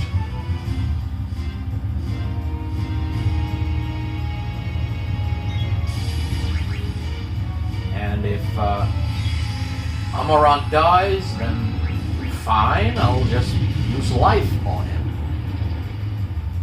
No biggie. Oh, Eiko is not floating anymore? He hasn't done the tremor thing once, even though he had the boast of being like the Earth Guardian. Oh, there he goes. Very good. And not a second to spare. 2 seconds to spare for Amarant. Here we go. Revive. Oh, okay. Amarant also now knows Revive in his own little... recovers from KO. Recover from KO, yeah. Okay. Well, he has like bunch of abilities that are kinda strange, and I've never really used them all that much, but Revive is fine. It's nice to know that he can do that. Actually, at this stage, I think I'm gonna use High Potions again. Save that MP. There you go. Yeah, I really love the look of this place. Whoa! Floating in space. There's nothing!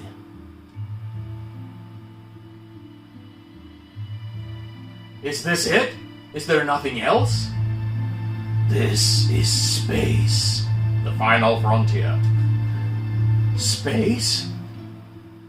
Your journey is not over. Do not fear. Step forward and you will be closer to the truth. Go, Zidane. That's easy for you to say. Leap of faith.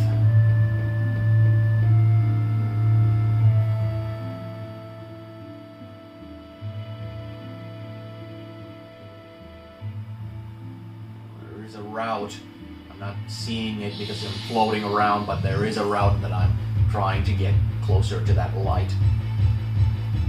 Ah, you again. Oh, goddamn.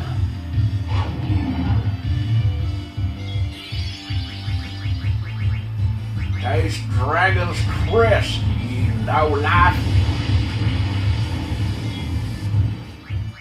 Oh, that was quite a lot on. Let's use Fury on Freya. Over 2,000 points, that's quite a bit. There we go.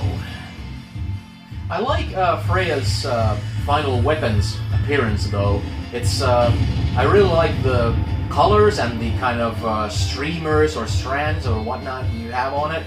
It fits with her like clothing really well and makes it seem like you know, like she's not wearing armor really all that much. It's all like cloth and fabric, and I like it that her weapon also kind of looks like it's more, you know, caked in cloths and fabrics and all that.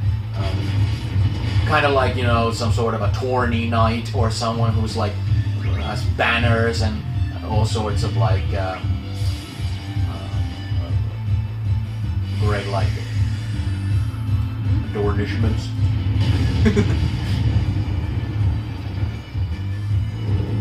There we go, just die. Excellent. I could take the auto float off now because that one boss is already done, and everybody can use that then to get something else. Get something. HP +2 accuracy. Okay, there you go. Auto float. Let's. There. That's fine. Equip. HP +20. Oh, +10. There you go. That's very nice. Very good stuff there. All right. Go into the night. You have entered a new realm. There are no more worlds. There is no more space. Follow your memory, your original memory, and march forth. Garland, what exactly is our memory? Why can I remember other people's experiences and events that happened before my time? Garland, please, tell me! Do not limit memory to just one individual's experiences from birth. That is only the surface. Every life born into this world, whether natural or artificial, requires a parent. And that parent also requires a parent. Life is connected one to another. If you trace the root of all life, there exists one source. The same can be said for memory. All life constitutes an intelligence that holds memory beyond experience. Memory is not isolated within individuals. It is an accumulation of generations of memories that continues to evolve. You can say that memory and evolution go hand in hand. But most life forms do not understand the true nature of memories, which explains why most memories never cross paths. So what am I gonna find by tracing back our roots? A presence that presides over all life and memories. The crystal. Crystal? You are on your own now. Zidane, take care of Kuja and protect the crystal. Farewell. Garland, wait! Garland!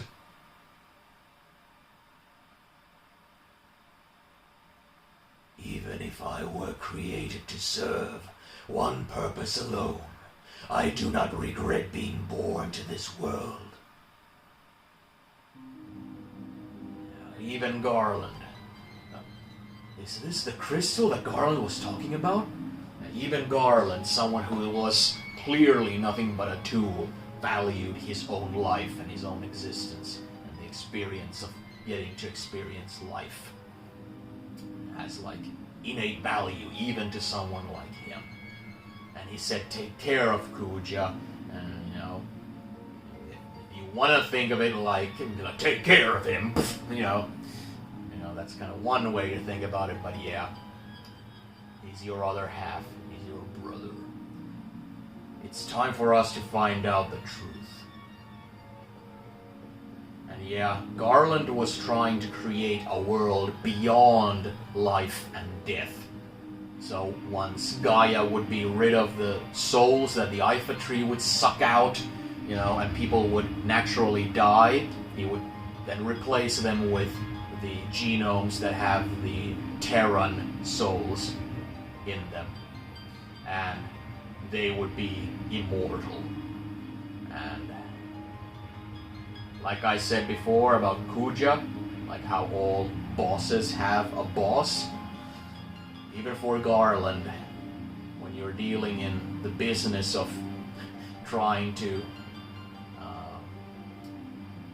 circumvent life and death, you most certainly have a boss of your own to answer to. Let's use tense again. I don't know what the teleportation in that orb was about. I don't know how it affects things, but we'll just move on onward. Some sort of platform. Huh? There he is. Kuja! And there's the crystal from the logo. Nice of you to come. I'm surprised you beat the 4 chaoses that I created from the crystal's memory. But you're too late. Take a good look. Isn't it beautiful? It's the original crystal. This is where it all began.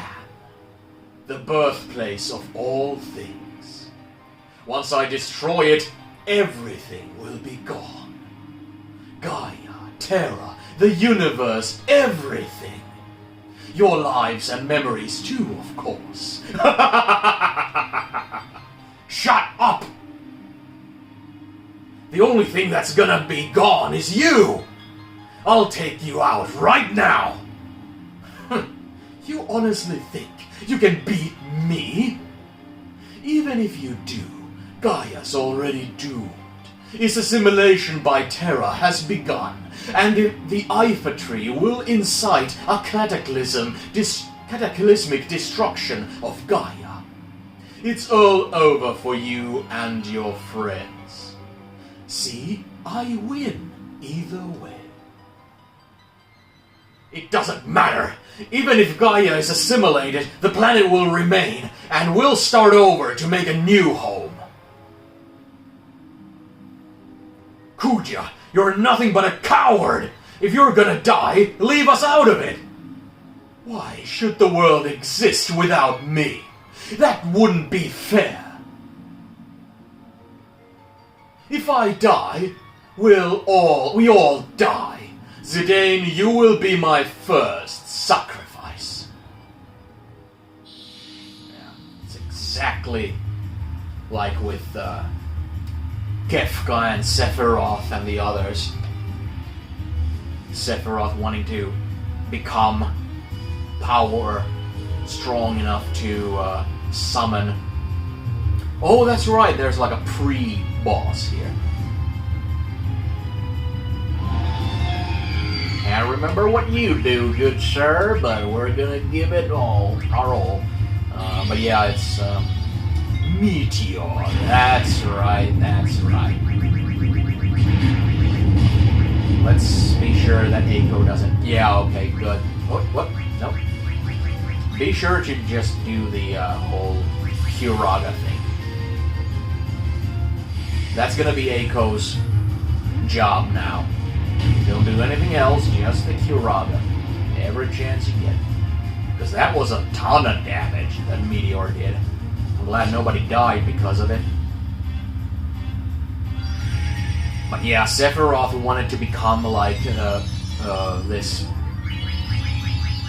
one giant ball of a materia,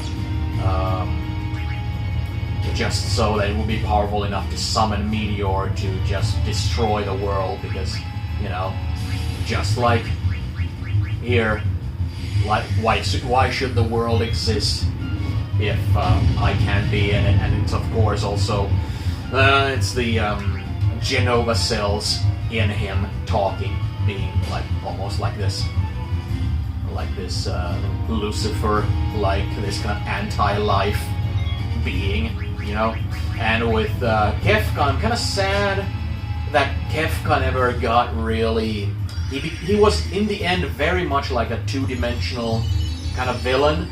There was never really any motives or any like personal fears and wants and needs and dreams and all that. He was basically like a representative and an avatar for the sort of things that he represented in the story. Very much like, you know, how in Final Fantasy IV Zeromus was. Like, he was basically just there so that you... how did they beat Death Guys? Do you really think you can beat me?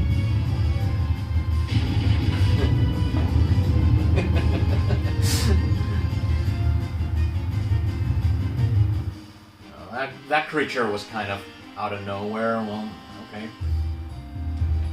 Well, Wing Edge. More of those. Very nice. Let's see how many I have, actually.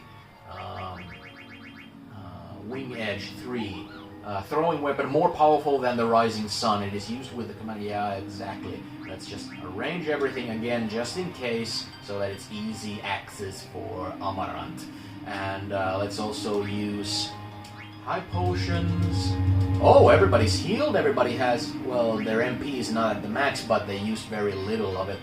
Very nice, very nice. I'm definitely ready to take on Kuja. But yeah. I can't believe you beat Death Guys. Well, my time is almost up. Time to die, everyone.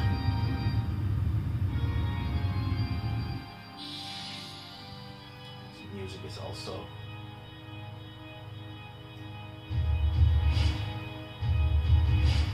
real great.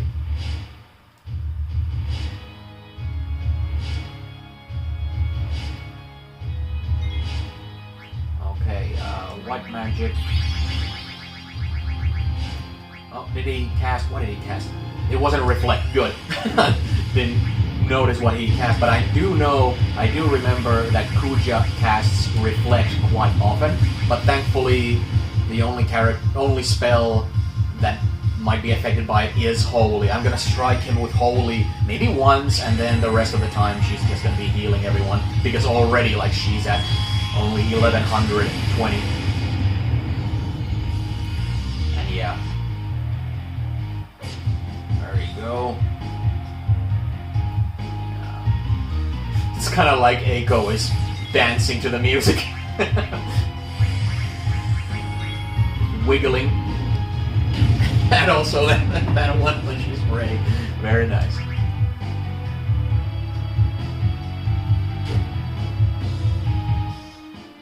Sadly, Amarant's last weapon isn't like one of the best looking ones. There you go, reflect.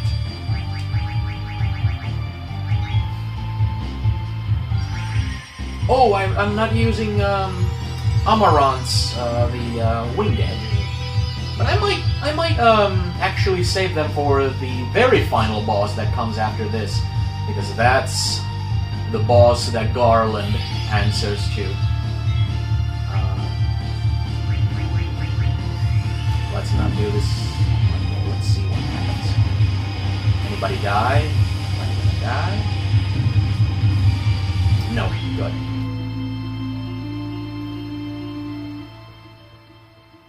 when I first played this, the very final boss kind of felt like a sort of, I wish it would have ended with Kuja, but the more I've played this, the more I've kind of given thought to all the different things having to do with this story and the kind of bigger themes and bigger like forces and kind of the epic grandiosity of what's going on in this story and this stuff.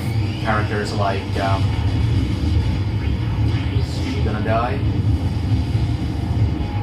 No, good. Garland have talked about. Really makes sense to have that very final boss there. It's just that with sometimes in stories where the kind of in-your-face conflict and villains and drama, you know, gets you really like hooked in. It sometimes makes it so that once you go like zoom back and look at the other stuff that's going on around them, like the bigger things, kind of like, you know, let's say Song of Ice and Fire, you know, when the War of the Five Kings ends, it's kind of, you know, jarring to then return to focus more on the undead ice zombies from the north and the dragons from the east. But, you know, that's where the story goes. But I'm gonna die anyway. I won't have to be afraid anymore. But I'm not gonna die alone. You're all coming with me. Ultima!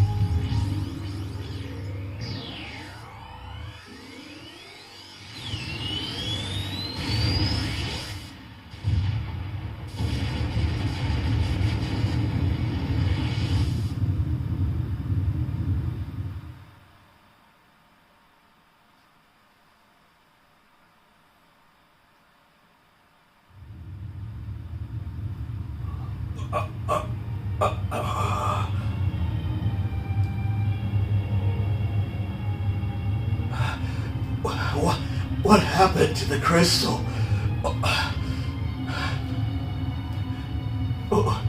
Where is this? You stand before the final dimension, and I am the darkness of eternity. Who are you? All life bears death from birth. Life fears death, but lives only to die. It starts with anxiety. Anxiety becomes fear. Fear leads to anger. Anger leads to hate. Hate leads to suffering. The only cure for this fear is total destruction. Kuja was a victim of his own fear. He concluded he could only save himself by destroying the origin of all things, the crystal. What the heck are you talking about? Why are you telling me all this? Now, the theory is undeniable. Kuja's action proves it. All things lived to perish. At last, life has uncovered this truth. Now, it is time to end this world. What do you mean by that? I exist for one purpose. To return everything back to the zero world, where there is no life and no crystal to give life. In a world of nothing, fear does not exist. This is the world that all life desires. Who the hell do you think you are? You're not ending anything. Never. Not as long as we have the will to live. Foolish creature. Your fears have already deluded you. One day, you will choose destruction over existence, as Kuja did. When he He sought to destroy the crystal. The purpose of life ended. Now, come, enter the Zero world that you desire. No! We'll destroy you and prove you wrong! And through our memories, future generations will see that we can overcome any fear. We can't give up now. We have to fight together. Even if we lose, it doesn't matter. Our memories will live on inside others. So even if we are born to die, I'm not afraid. I'm gonna live! Yes, everyone has just one hit point. We're all dying. But yeah, I'm keeping on with this group, no matter what. We're proving this guy. Come back after you kill the bad guy. I prepare a big meal for everyone.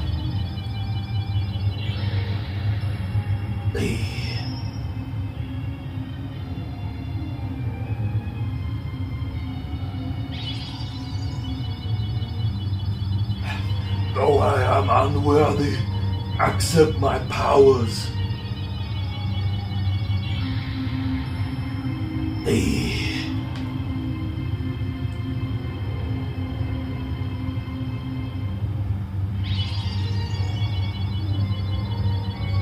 I'm sorry I couldn't do anything. Good luck.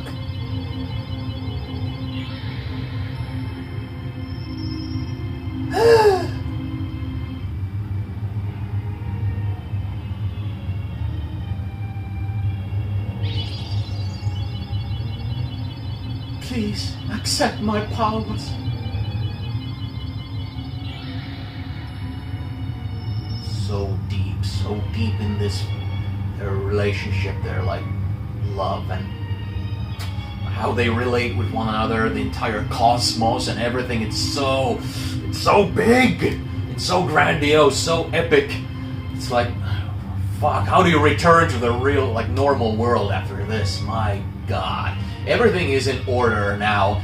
The final battle is all about, it does these attacks on you that put all status effects on you, but I have all immunities equipped at this point, so there's really no need to do anything else beyond that.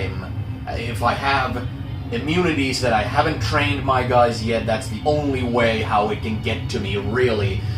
I should be good. Should be good. Here we go. We've come too far to lose now. Let's just wrap this up and go home. All of us.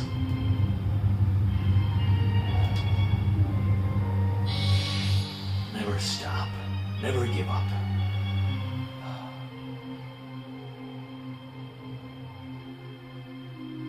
Even if we have to face Lord Underboob himself. So sweaty. So sweaty. I'm sorry. But yeah, we're facing Necron.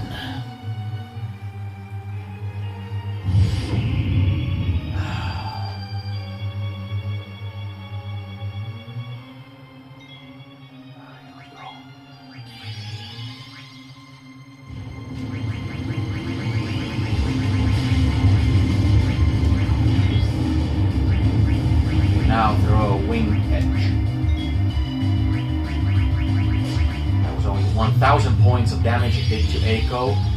Good.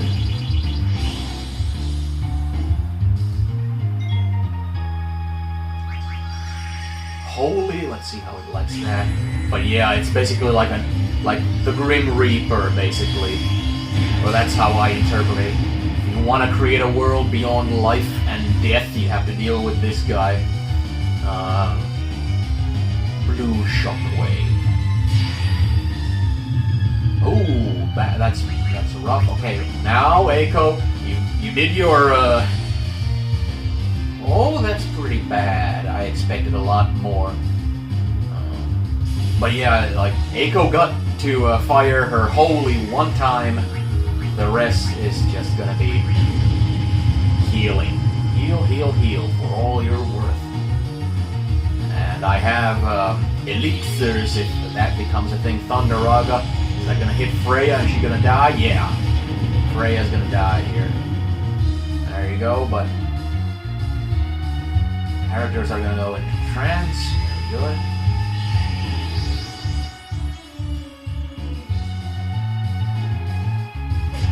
Eiko is... Oh, that's... damage isn't all that much. It has the shell. I need to do some... I don't know if I need to do some sort of dispel. High potion of Freya. Everybody but Freya got healed now, but I'll throw an elixir her way, most likely. Grand Cross. Her face looks like... what's the character from...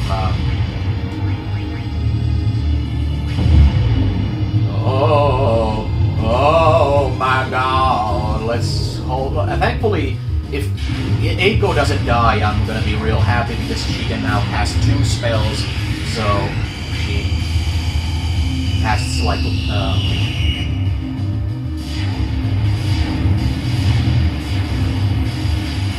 oh no! Out of all of them, it was her.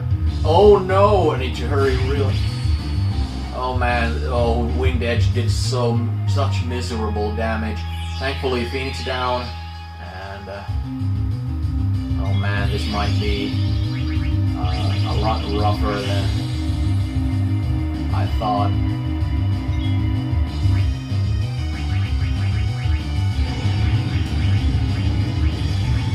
Oops! Oh no no no no no! Fuck! I accidentally... Whoa, no! It's screwing around my head that Eiko is not alive there. Well, elixirs all around. Elixirs all around. I don't care. I have like over 10 elixirs. Come on. Phoenix down before Amarant dies. There he goes. Oh, very good! Eiko is still... What? Oh no! Oh no!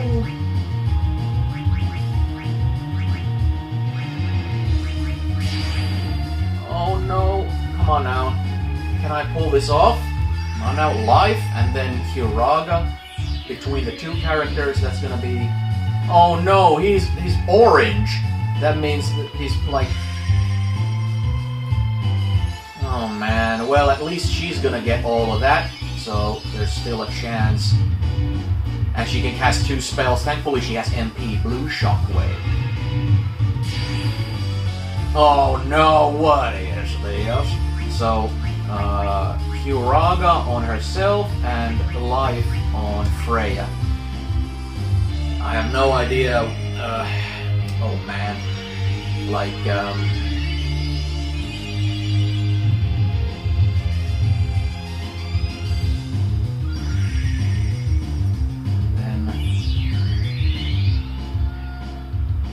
ooh, very nice, I didn't realize that. Blue Shockwave again? What is this? Well, Dragon's Crest, I don't know if... Well, let's do Amarant and then let's... Because I couldn't, for some reason, raise... How much does it do on it? It still does the 9,999, so that's basically my ticket. I have to make sure Freya gets to pull that thing off. But it's... I can see that it's completely doable because Eiko is in the trance state. I don't know how much longer it's gonna last. Let's see. I'm gonna use Amarant's turn to use Elixir on somebody. Oh no, is this gonna kill everybody? Whatever condition Zidane was dealt with, that was real bad. Must be some sort of death thing or something where it just, you know, you can't bring them back once they die. Come on now. Oh, okay. That wasn't too bad. It just... And let's do holy. Let's see what sort of damage that's gonna... Oh no, Freya has like berserk on her, so I can't control... But no, I can cast Esuna. Maybe that's gonna take care of that. Maybe. If I get the chance. I really didn't remember this being so clutch. Oh man, this is gonna be rough.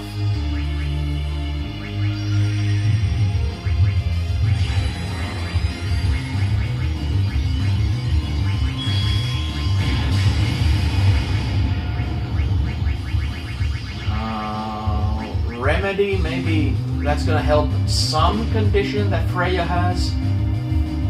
I really hope. Neutron ring.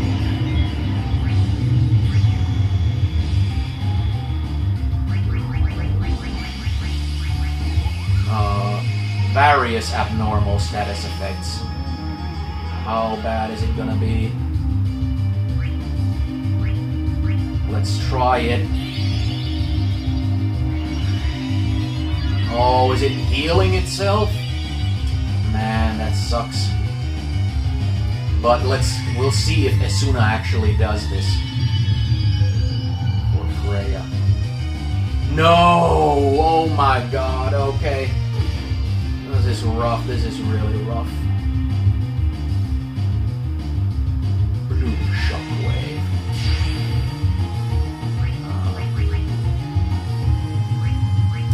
Okay. Well, I can only control Eiko right now. I have no idea how, if this becomes really rough.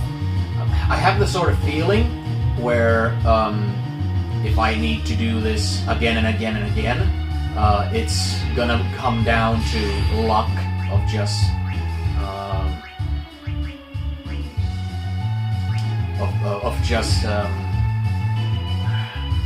getting to do enough damage to it before something like this happens, because she's completely like Freya is completely neutered right now, and Eiko is running out of MP.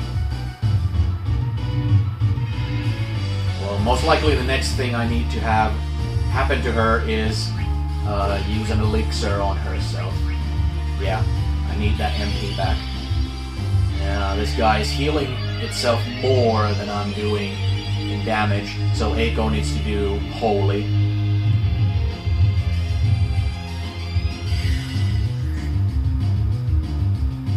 Because Amarant really, he can't contribute all that much right now. Actually, no, he can revive people, so actually I might want to do this. Somebody's gonna die, by the way, now I just realized that. Because, or at least last time this was used, Amarant died from one hit. But I also feel like this isn't like a lost cause type of fight. Because I remember last time I played this, I didn't have so much of a hard time with it. And I feel a lot like... oh, it did nothing. Strange.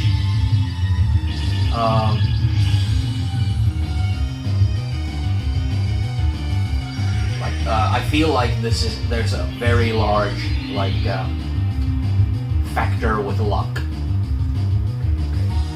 Amarant is gonna be there basically like as someone to take hits.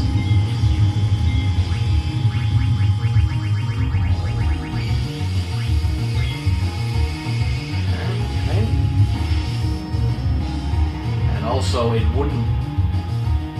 most likely wouldn't be...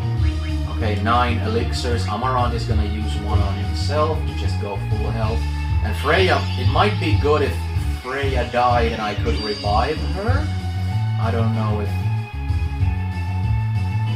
that's like even possible. Let's see what Holy does. Let's see what his protections and whatnot are granted him against Holy. Ah, that was very bad. Elixir. There. Elixir on herself. Blue Shockwave. Please hit Freya. Okay, Amarant.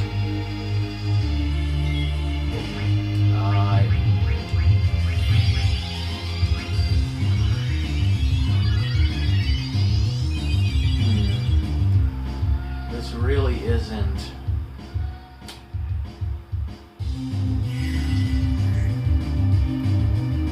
It seems like it can just stack those defenses on itself, like, indefinitely. I'm not sure I, basically, like... But Holy was still better than nothing. Like, that's just pathetic.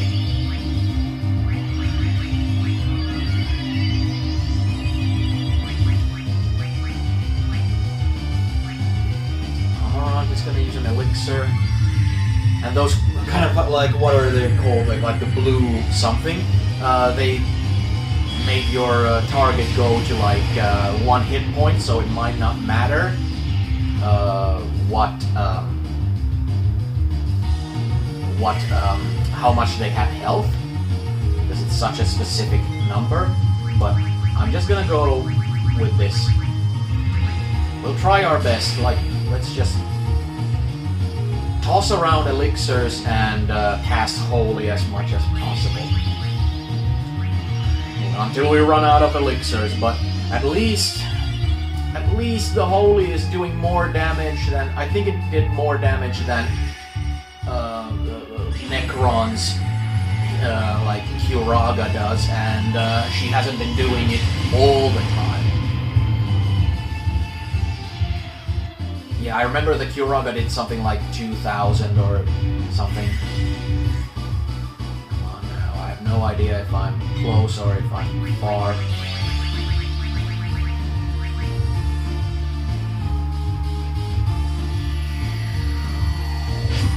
And also, when the different characters get their... okay, who's gonna get it this time? When the different characters get their trans, you might get some sort of additional use out of it. I don't know if Necron's defenses work against, those abilities. Oh no! Oh no! Oh no! Oh no! I pushed change! No! I was supposed to use the whole revive thing, but I don't know if that's even equipped with him. Okay, let's just Phoenix down, Eiko. Let's see if he lives or dies. But I wouldn't mind that much if he were to die now, and I would get another shot at this. Oh, that was very little damage.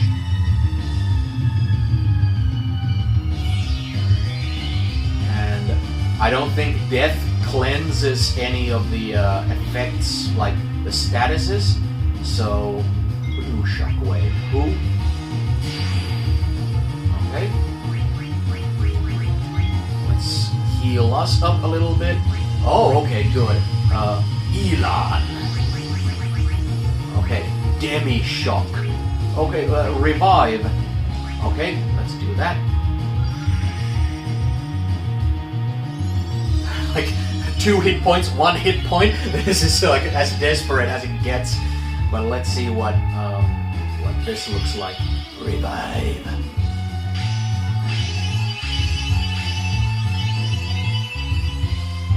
Okay. Let's Curaga for everybody. Let's not waste this blue shockwave. Who? Come on now. Come on now. I don't want to... Ah, thankfully nobody. Thankfully, yes! Oh no, she needs elixir on herself because she's out of MP. She needs MP real bad get to use the Dragon's Crest. I really hope that it's looking good. Let's not get ahead of ourselves. There's gonna be attacks coming. That wasn't that much, but it was still something. Yes, Dragon's Crest. Amaran is almost dead. I can't let him die, but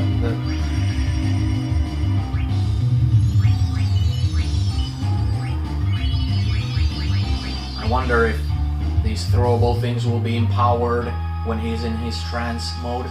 Dragon's Crest, come on, give it to me. And the Dragon's Crest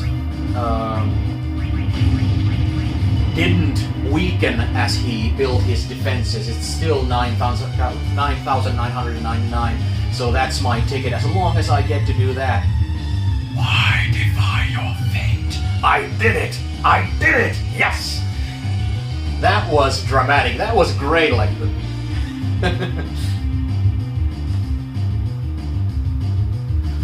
Is the will to live that powerful? yeah, that's what we came here to prove, and we did. Excellent. That was satisfying as all hell. That was satisfying as all hell. Very good. Had its like ups and downs. This combat had its like 3-act structure, basically like Joseph Campbell's Hero's Journey or something. This is not the end. I am eternal. As long as there is life and death.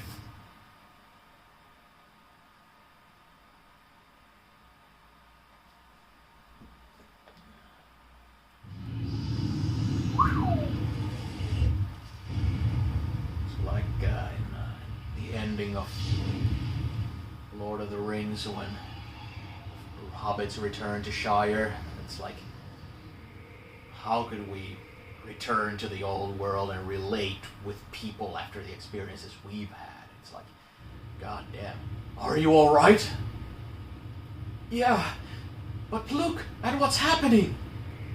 So, what Kuja said was true. The Ifatry is beginning its violent reaction. What's gonna happen? I don't know, but it doesn't look good.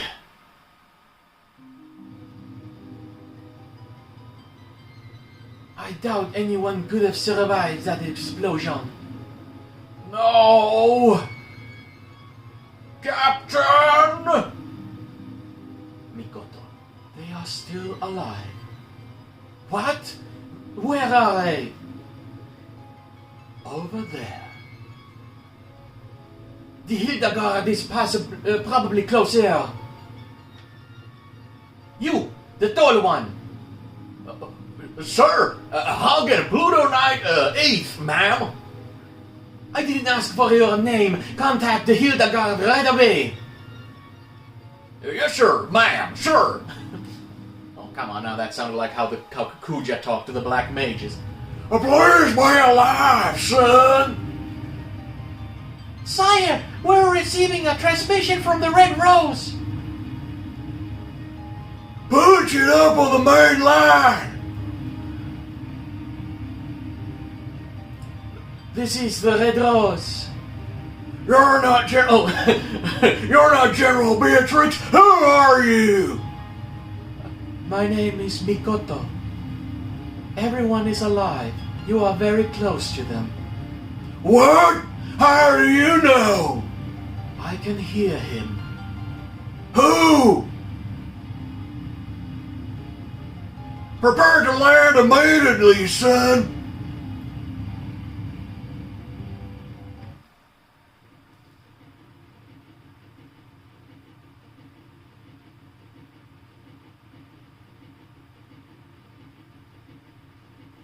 That's the Hildegard 3.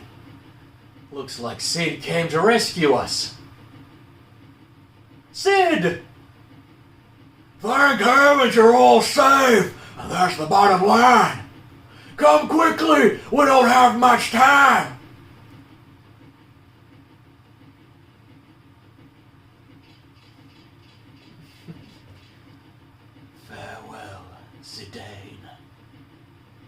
Ah, damn it! What's wrong? Why don't you go on ahead? I'll catch up with you all later. I have to take care of something. What? He's still alive. He can't be! Zidane, what are you doing? Steiner, take care of Dagger. What? What do you mean by that? Kuja's still alive. I can't just leave him. This is ludicrous. Just because you two are from the same planet doesn't mean... No, that's not the reason. Come on, Zidane! Why are you doing this? Because I might have done the same thing if I were in his shoes. I probably wouldn't have fought against you. I probably would have fought against you guys and wreaked havoc in Gaia like he did. I know it sounds crazy, but I know deep down inside I have to do this. You know crazy, Zidane. But you go help Kuja, not good idea. It's too dangerous. I can't just leave him. There's no way I could live with myself. I'm going. You're making a big mistake. Maybe, but we all have to make big decisions in life sometimes. For me, now's that time. I have to face up to it, just like Vivi did when he confronted his fears and to find out about himself. That was a big decision for Vivi. I don't know about that. I don't think it was really a big deal. That's what you think, but I might not be doing this if it weren't for you. You've definitely taught me to take life more seriously. Well, you're obviously not going to change your mind, so I'm coming with you. The principle of knighthood requires that one assist his comrade in times of need. I shall accompany you as well. Whoa, wait a minute. Like I said, it's my moment, so don't butt in. You guys will have to have your own someday. Besides, you guys have more important things to worry about, like Burmacia and Alexandria. For once in your life, why can't you be honest? Sorry, but I can't. I can't just walk away. It goes against my nature. Huh? You're a real simpleton. Forget it, guys. There's no stopping this fool. What are you still doing out there, son? Get on board right now! Come on, let's just leave him and get out of here. That guy will never change. He's changed a whole lot. Alright, you heard the man. Get out of here before it's too late. Zidane, I love you! You'd better come back! Zidane, I need to eat more different food. I'm still hungry. You need to come back. Take me more places. Show me more food. I still can't believe you're doing this. You've changed, Zidane. Till we meet again. Zidane, you've taught me another big lesson in life. Thanks. Zidane. Princess, we must go.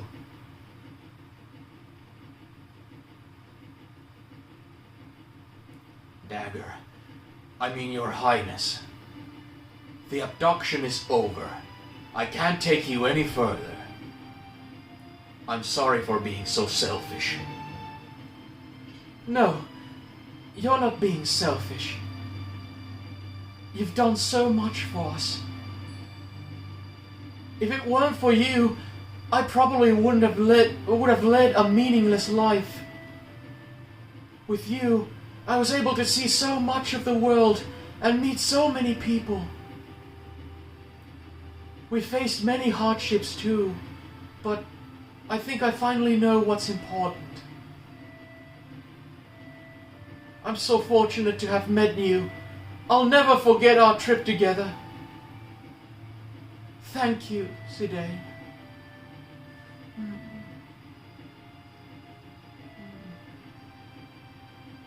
Promise me one thing. Please come back.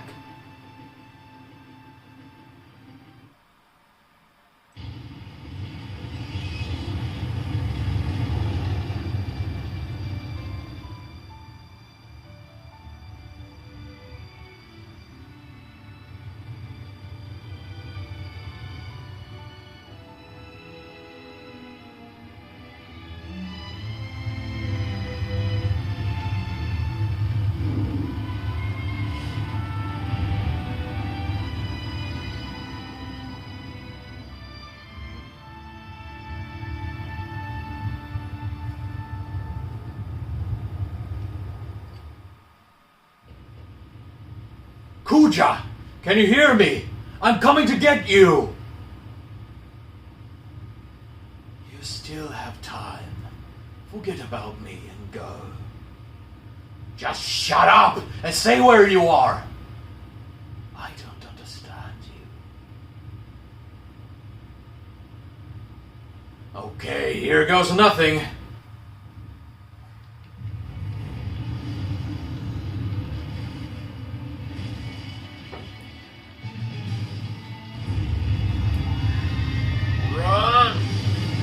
Run, bitch! Run!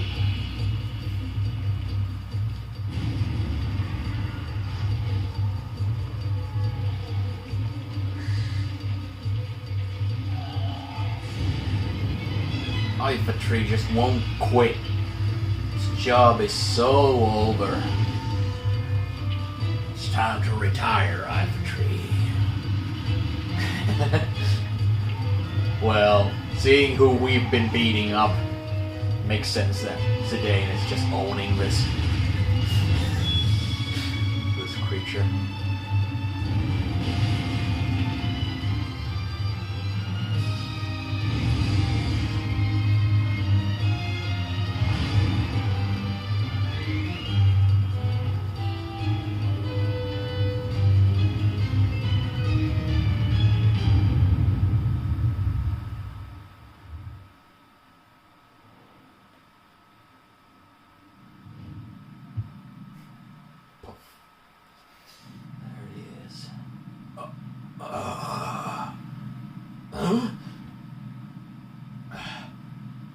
Phew.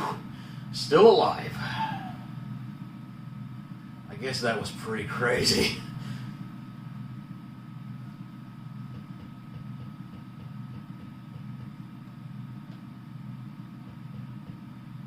Hey, are you alright? Zidane.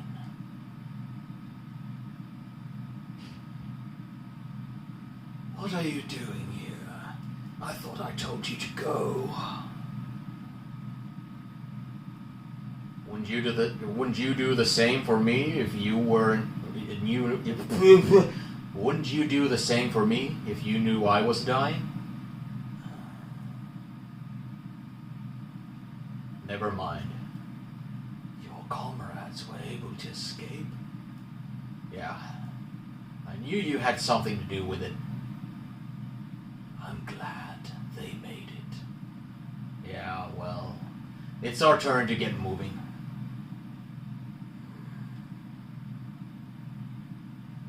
I don't deserve to live after all I've done. I'm useless to this world. No one's useless. You helped us escape, remember?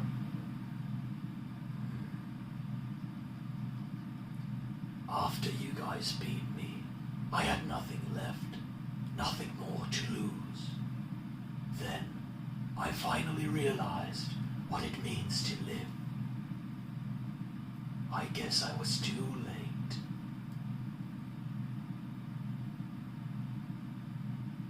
Huh?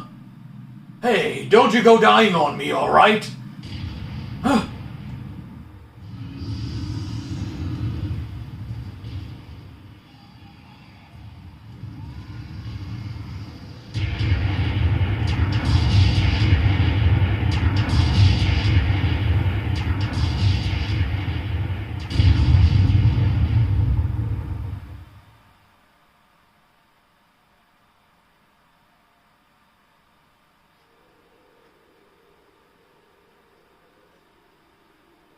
Kuja, what you did was wrong.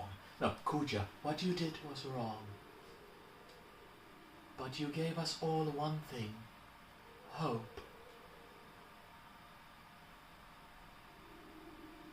We were all created for the wrong reason, but you alone defied our fate. We do not want to forget this. We want your memory to live on forever.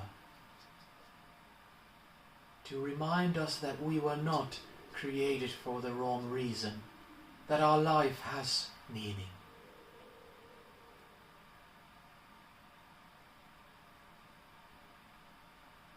Sometime later.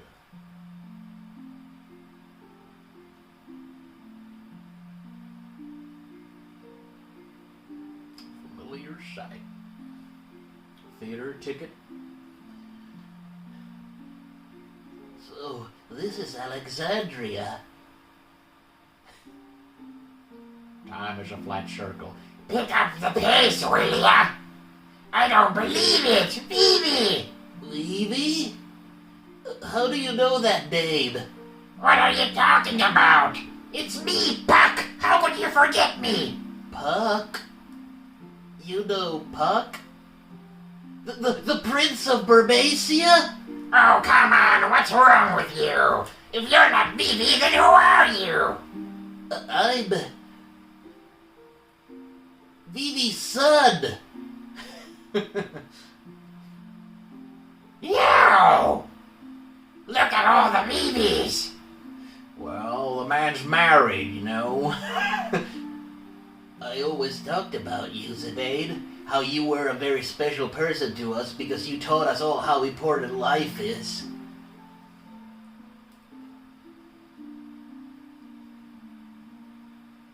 Freya, you're leaving soon, are you not?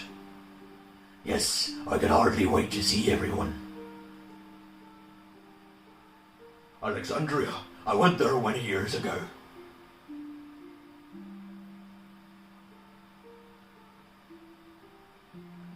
How long will it take to rebuild Burbacia? I don't care, as long as I'm with you. Oh, I love you, Bradley. yet he still doesn't remember. Yet he still doesn't remember our past. I just want to cherish our time right now.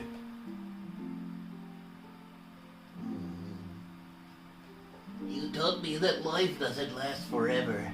That's why we have to help each other and live life to the fullest.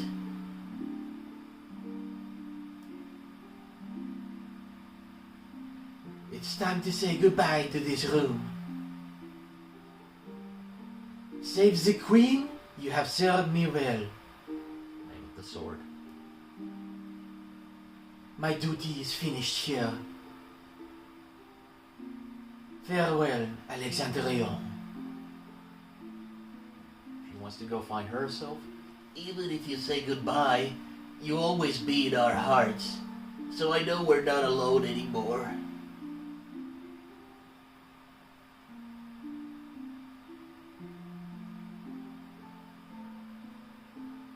Hey,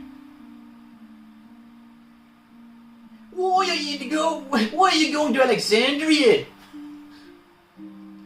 you're not going. I never said that. Hey, wait! Why I was bored, how I wanted to live. Thanks for giving me time to think.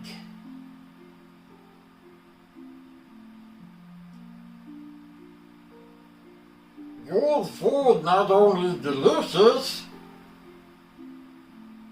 good food made with heart. It is very important when cooking for friends. To keep doing what you set your heart on, it's a very hard thing to do. We were all so courageous. Hurry, hurry! We gotta get there before the play begins! Ha! There's no need to hurry, son. The theater ship is no match for my new ship. My new Hildegard is the fastest ship ever. Do I have to remind you? You said the same thing about the theater ship! Ham! That's what you said, Father! Aiko, what did you just call me, son? Darling, she called you father. Father, Mother, God, Harry! Say it again, Aiko! Say it to my face, son! What to do when I felt lonely? That was the only thing you couldn't teach me. But we need to figure it out, the answer for ourselves.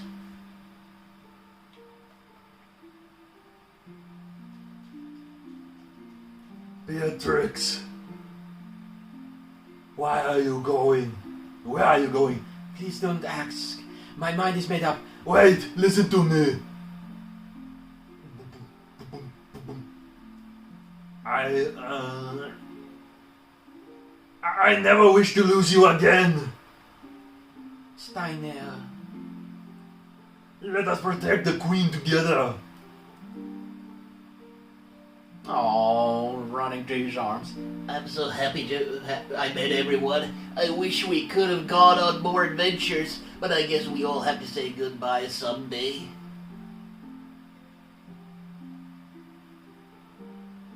A lot of voices coming. Alright, you scumbags, we're almost there. Been a long time since we saw Alexandria. Let's give them a show that won't forget. Yeehaw! Break a leg, people! God damn, that's putting me to my limit. Everyone, thank you. Farewell. My memories will be part of the sky.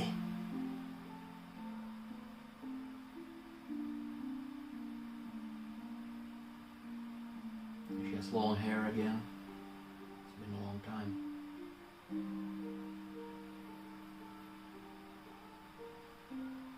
Oh, Beatrix didn't leave. The theater ship will arrive any minute. It's been out so long. I can't wait to see everyone. But it'll never be the same. I have to let go of the past. I have to move on, just like he taught me.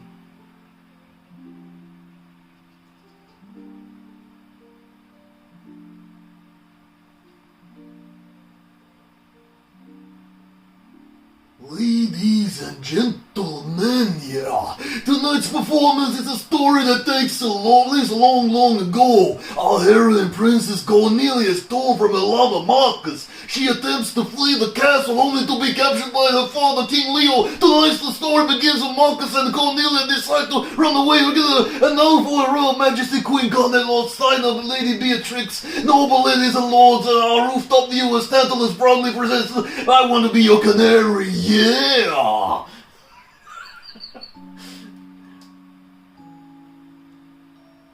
Marcus!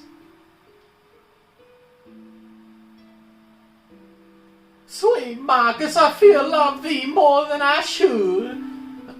Princess, wilt thou happy married a lowly? Pray thee call me princess no more. Marcus, would thou truly cherish me, the king's only daughter? Or is such desire to After our nocturnal shall I become a puppet, a mindless puppet, never to laugh, never to cry. I wish to live my life under the sky. At times I shall laugh, for no life is more insincere. No much consideration thou hast given it, but worry not. Cast away thy trappings of royalty, and I shall swaddle thee. Never again will I part from thee. Pray, my love, make me thy canary to keep.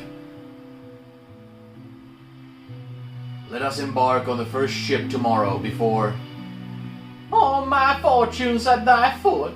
no clouds, no squall shall hinder us. It's impossible. Oh, love is the sweetest joy in the wildest one. All I wish is to be by my sweet Marcus's side. Fie, it shall be war against, neither will I let thy plan come to fruition. Good day to ye, Highness. Good day. Why's thee of Marcus?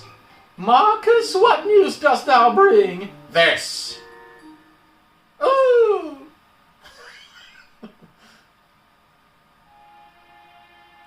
The time for our departure is long past. Where is Cornelia? Marcus, the ship soon embarks. Board this boat alone, and peace could conquer both. Speak, Marcus. She told me that she could not live without me.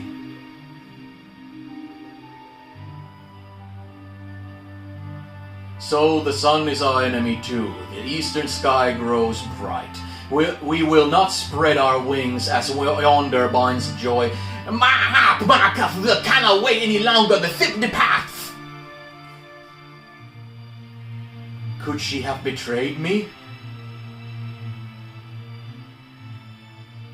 Nay, neither would my love speak false.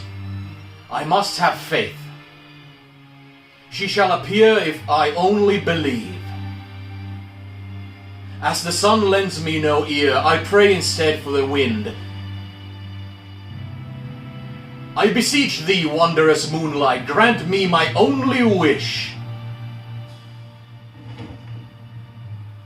Bring my beloved dagger to me.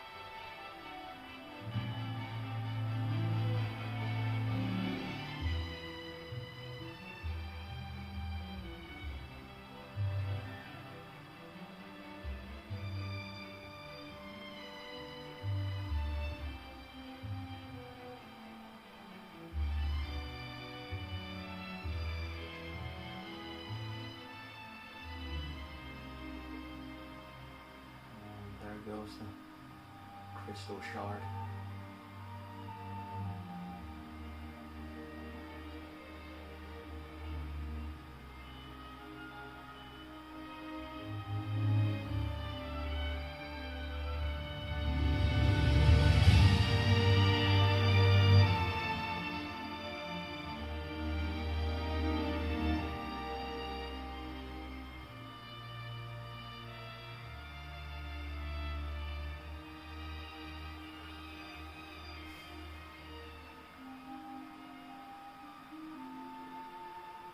Oh, all the little BBs. Every character is there.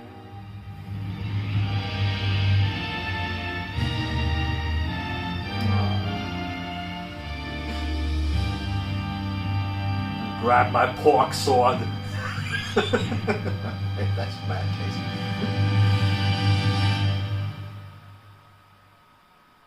How did you survive? I didn't have a choice. I had to live. I wanted to come home to you. So I sang your song, our song.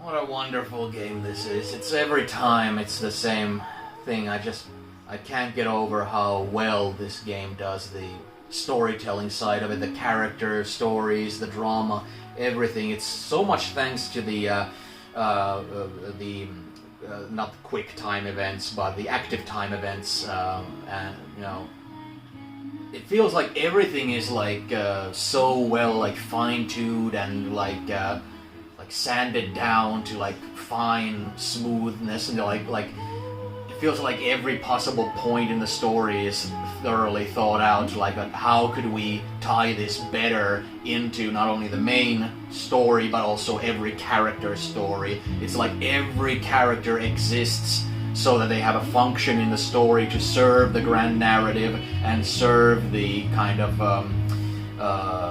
main character's kind of journey through it. It's like every character is like some sort of a representation of some sort of impulse or insecurity or any sort of like thing like that having to do with the main characters, and it's just so wonderful. Yeah, it's like playing this after playing Final Fantasy IV. It's like as much as fun Final Fantasy IV was, it's so clear to me every time that Final Fantasy VI, VII, and IX are my games. Like they're the things that get me like really in the feels. They like fill me with joy just seeing some certain bits in there, not just because of nostalgia, because only Final Fantasy VII is truly nostalgic for me out of those games. And man, it's like... The thing is, I love Final Fantasy VII's setting so much. The kind of like having this live stream, like this sentient planet thing, and having this very like cyberpunk style kind of a city with this very like gritty and grimy and destitute, and this sort of wealth gap kind of disparity, and all this and this kind of evil corporation stuff in that world. That's the stuff I love, plus of course the nostalgia. But if I could have Final Fantasy VII and I could have it in the art style of Final Fantasy VI, because I love pixel art and I really love the style of the kind of pastel colors it uses and like the art design in general, because as much as I love Final Fantasy VII, it's probably the ugliest Final Fantasy game there is, even considering Final Fantasy 1 or something. I'm sorry, but it's just, I really don't. Everything else like makes me love it, and forgive the kind of bulky early PS1 era graphics of everything, but there's it's such a leap when Final Fantasy VIII came along, and especially with 9.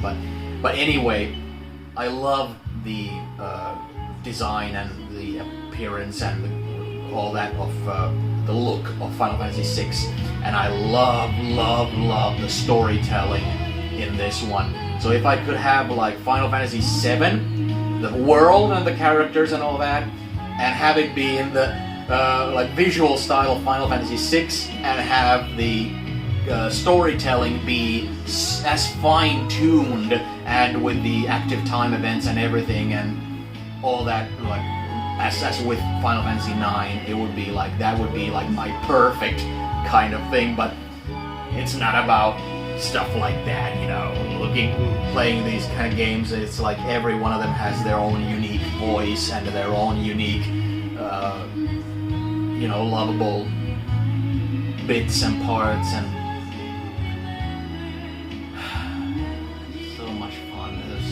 so great.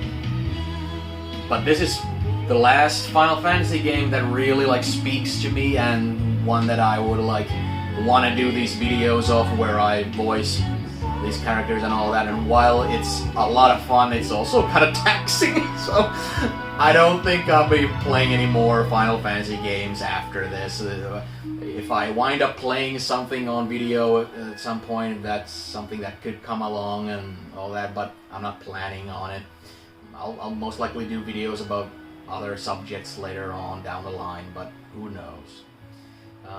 But yeah, with all these kind of brother storylines, I wanted to make sure to mention and recommend to you guys one of my older brothers just published a new music album last night, and I'm gonna link it into the description box. It's like instrumental progressive rock music, and it's wonderful. I really love it. It's very like meditative and that sort of stuff, and please do check it out. And it's good stuff.